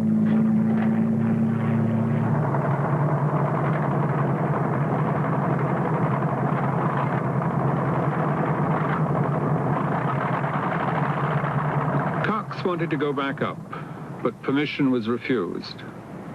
He had played out his part in the drama, and to this day it still ranks as one of the most frustrating experiences of his life. The leader of Flight 19 admitted that he was lost. He at no time indicated he had any other difficulties, except that he believed that his compasses didn't work properly. He asked for assistance in returning to Fort Lauderdale Naval Air Station. And for some 45 minutes, I gave him this assistance by radio. He either ignored or refused the help that was being given him. Port Everglades to FT-28. If you can change to yellow band 3,000 kilocycle emergency frequency, please do so and give us a call. I cannot switch frequencies. I must keep my planes intact. Port Everglades to FT-28. Radio check. Can you read us? Affirmative. We have just passed over a small island. There is no other land in sight. I'm at 3,500 feet. Have an emergency IFF. Does anyone in the area have a radar screen that can pick us up? Roger, stand by. Buenas noches, señoras y señoras. Esta noche escuchamos a la musical tour. Got to get him off this channel. We're picking up Havana Commercial Radio. Dinner key to all Naval and Coast Guard. All efforts to get Taylor or anyone in Flight 19 onto the regular emergency channel were refused or ignored. We have 5 aircraft in some difficulty and presumably lost. To all Gulf Sea Frontier and Eastern Frontier, HFDF nets. Please be on the alert to obtain all possible bearings on FT-28, who is transmitting on 4805 kilocycles. We are heading 030 for 45 minutes and then turning north to make sure we are not over the Gulf of Mexico. Over. Port Everglades to Dinner Key. Are you able to get a bearing on FT-28? Dinner key to Port Everglades. Using radio direction finders, homing in on Taylor's signal, 6 coastal stations were trying to combine and complete a radio fix on Taylor's position. This is FT-28 to Flight 19. Change course to 090 for 10 minutes. It was later determined that when Taylor had first reported himself lost, he was in fact right on course. By now, however, he was hopelessly confused. Port Everglades, this is FT-28. Do you read? I receive you very weak. We are now heading 270. Roger, FT-28. This is FT-28 to Port Everglades. We will fly 270 until we hit the beach or run out of gas. Okay, when the first man gets down to 10 gallons of gas, we will all go down together. Does everyone understand?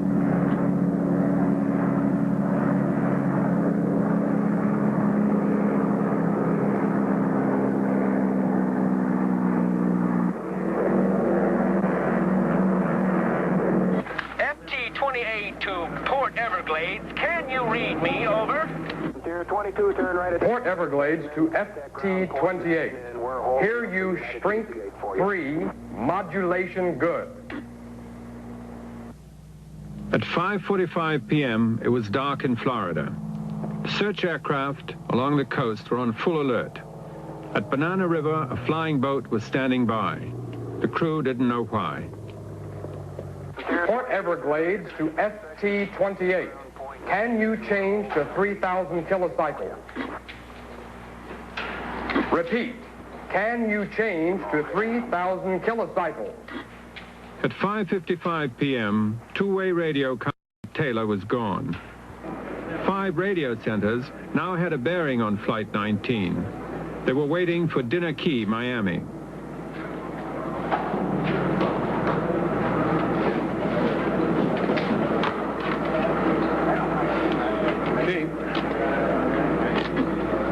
This is Radio Dinner Key. We've got a good DF bearing of 023 degrees. True from this station. Does that complete the fix? That completes it. Roger. Fix is 29 degrees, 15 north, 79 degrees west. Roger and out. Okay, we found him. Let's bring him home, gentlemen. We've got a fix within a 100-mile electronic radius. 29 degrees, 15 minutes north, 79 degrees, 0 minutes west. That's a fix. FT28, FT28. This is Port Everglades. This is Port Everglades. Do you read me, FT28? FT28. Compasses had gone, a man's mind had gone, FT28. and now, just as they had found him, radio contact was lost. Do you read me? Something in the night was terribly wrong. 13 more men were about to be drawn into it. At 7:20 p.m., the crew at Banana River finally got word to join in the search. The flying boats were called flying gas tanks because that's what they were. It was part of the pre-flight check to make certain that none of the 13-man crew had matches or cigarettes. Roger, Banana River and out.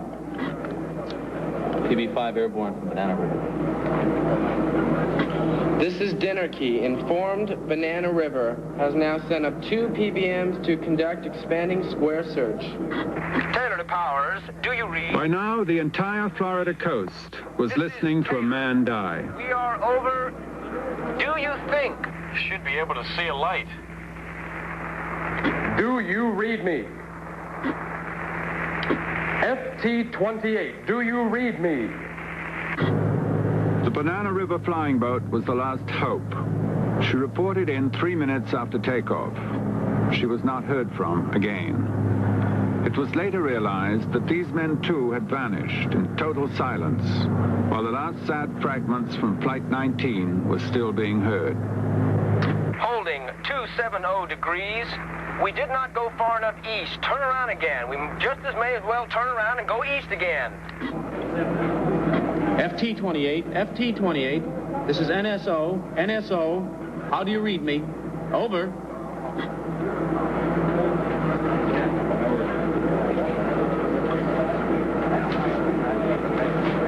It's 8:05.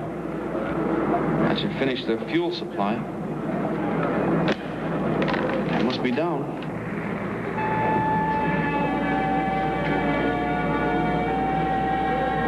Despite a monumental search, not a trace of the 6 aircraft and 27 men was ever found.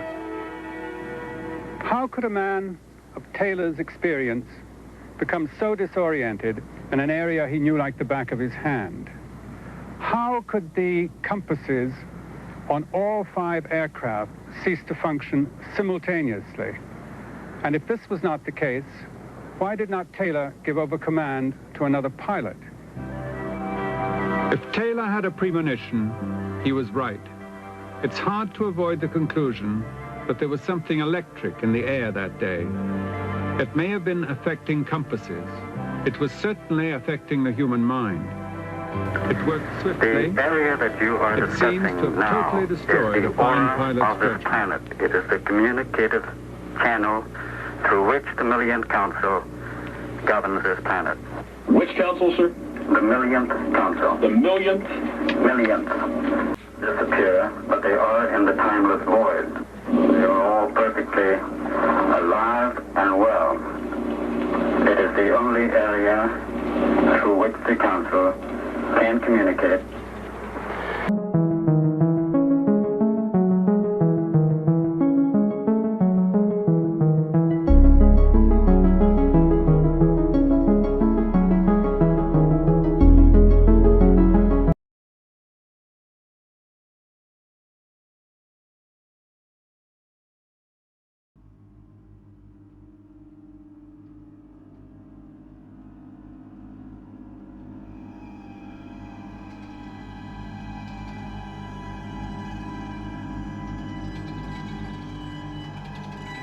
Lies.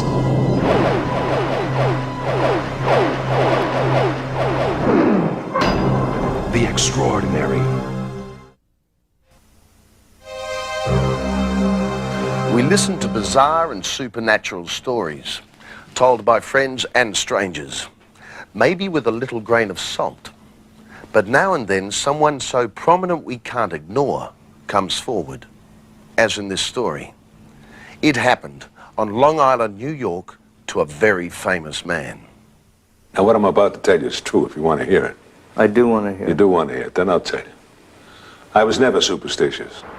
I'll give you a ride. But then something happened in my life which scared the hell out of me.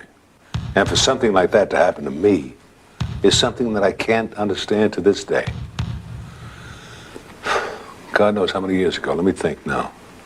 58, 59. It's a lot of years ago. Now, I just left off a date. Beautiful young girl since left us. And it's about 2 o'clock in the morning, and I'm going home to Long Island after dropping her off. And as would happen, I ran out of gas. And I go into this White Castle restaurant. I says, is there a gas station open? He says, yeah. He says, you walk through the woods there. He says, get on the Grand Central Parkway, take it to the Cross Island Parkway. He says, and the gas station there open all night. Okay. So I am, start walking through the woods, a wooded area, not the woods, going up, and as I'm doing that, I hear a voice say, I'll give you a ride. I turn around, and there's this guy in the Cadillac. And I didn't hear the Cadillac. You hear the voice, and what do you see? I see a guy in a white suit, and I hear an effeminate voice. He say, I'll give you a lift. I said, that's very nice. I said, I'm going to a gas station. We get to the gas station, talking very nice. And I'm fumbling around in my pockets. And he says, I'll lend you $1. Well, I didn't ask him for money. And the truth is, I was broke. And I said, well, look, I says, you know, I've worked for the State Department, and, well, anyway, give me your name and address, all right? Allow me to mail it to you, because I'm very embarrassed. Anyway, I go there, I get a can, pay for the gas. And we start driving back to my car to put the gas in the car, and I thought that was very nice of him. And then in the clear blue sky, he says, I know, I'm not going to mention the name, I know so-and-so. And it's a baseball player. We weren't talking baseball. Oh, I said, who's he? He says, well, he's a utility infielder for the Boston Red Sox. Oh, it's so bizarre that he would say it in the spookiest voice I ever heard. He kept driving, get to my car, put the gasoline in. He pushes me to get it started. My car starts. I thank him very much. All in all, it's a very lovely experience to meet someone to help you out like that. No incident whatsoever. Go home, go to work in the morning, get out in the afternoon, this headline in the then Journal American. So-and-so dead.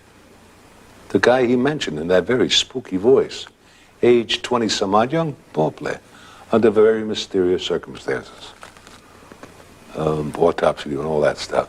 I said, God, what a frightening coincidence. I go home and I says, hey, Ma, isn't that funny? My mother, I think, was part witch. I explained it to her. She says, well, yeah, Telly, strange things that do happen. I said, but. And then I remembered that he gave me a piece of paper for me to send a buck to. I look at it, and there besides the address is a telephone number. Okay. Pick it up and I called the number. Jimmy's Bar. Oh, I said, well, can I speak to Mr. Cullen, please? Oh, Mr. Cullen, just a minute.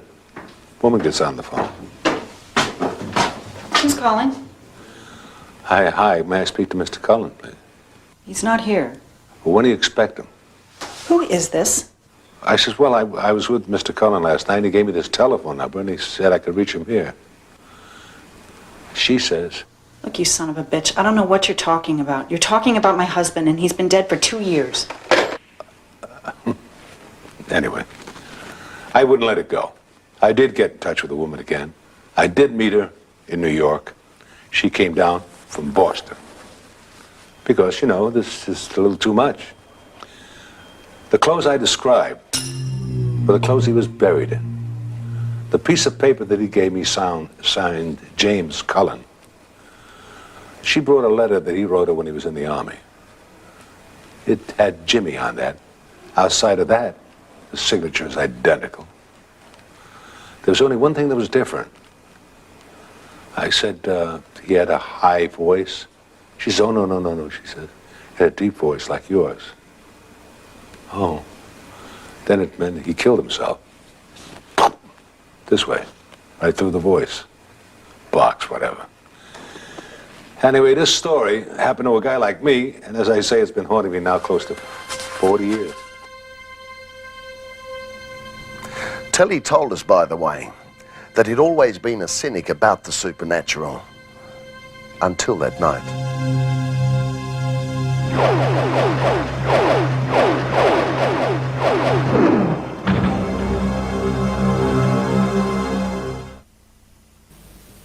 It was at this point that Telly ended his story.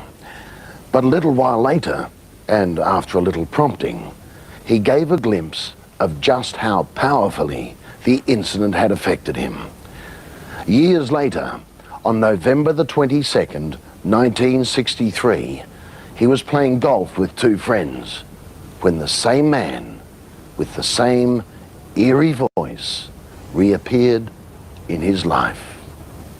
I'm playing golf right here in California. And I think it's the 7th hole, or the 6th hole, at El Caballero. I think it's a par 3. And as we're shooting, I'm playing with a famous personality here called Dennis James, and a guy, Merrill Heater, who's the nephew of Gabriel Heater, a commentator in this country.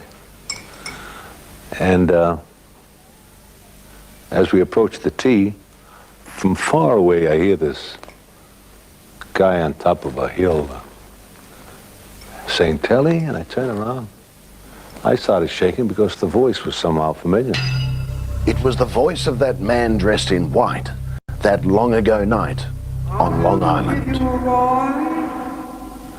He said, did you hear what happened in Dallas? I said, what? Then I asked Dennis, did you hear that? Yeah. I said, what did he say? Said, I don't know. And now I'm shaking. We played the 7th hole, played the 8th hole, played the 9th hole. We go inside to get something to eat. We're sitting down. Television is on. I order whatever the hell I ordered. Then Walter Cronkite breaks in. This president has just been shot in Dallas, Texas. Oh, God. That's how I was. Same voice you heard in that car that night? Yeah. A man dressed in white. And an hour and a half before the bulletin broke on CBS. At time they shot him. That's only half the story. I'm not going to tell you the rest. It doesn't end there. I wish the hell it would. But as I say, to happen to somebody like me is, I don't comprehend. Because if 2 don't make 4, 2 and 2, it startles me.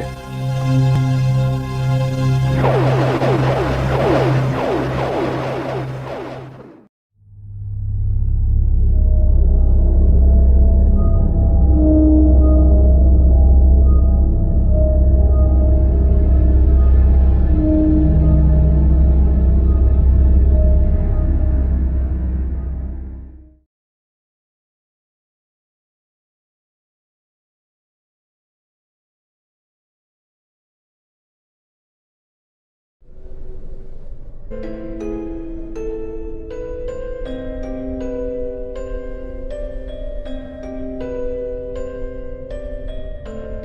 was at this point that Telly ended his story. But a little while later, and after a little prompting, he gave a glimpse of just how powerfully the incident had affected him.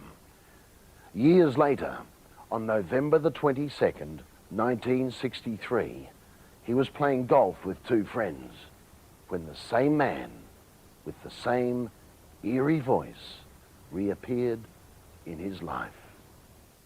I'm playing golf right here in California. And I think it's the 7th hole, or the 6th hole, at El Caballero. I think it's a par 3. And as we're shooting, I'm playing with famous personality here called Dennis James, and a guy, Merrill Heater, who's the nephew of Gabriel Heater, a commentator in this country. And as we approach the tee, from far away I hear this guy on top of a hill saying, "Telly?" And I turn around. I started shaking because the voice was somehow familiar. It was the voice of that man dressed in white that long ago night on Long Island. He says, "Did you hear what happened in Dallas?" What? Then I asked Dennis, "Did you hear that?" "Yeah." So what did he say? "I don't know." And now I'm shaking. We played the 7th hole, played the 8th hole, played the 9th hole. We go inside to get something to eat. We're sitting down. Television is on. I order whatever the hell I ordered. Then Walter Cronkite breaks in. The president has just been shot in Dallas, Texas. Oh, God. That's how I was. Same voice you heard in Yeah. that car that night. Yeah. The man dressed in white. And an hour and a half before the bulletin broke on CBS. At time they shot him. That's only half the story. I'm not going to tell you the rest. It doesn't end there. I wish the hell it would. But as I say, to happen to somebody like me is, I don't comprehend. Because if 2 don't make 4, 2 and 2, it startles me.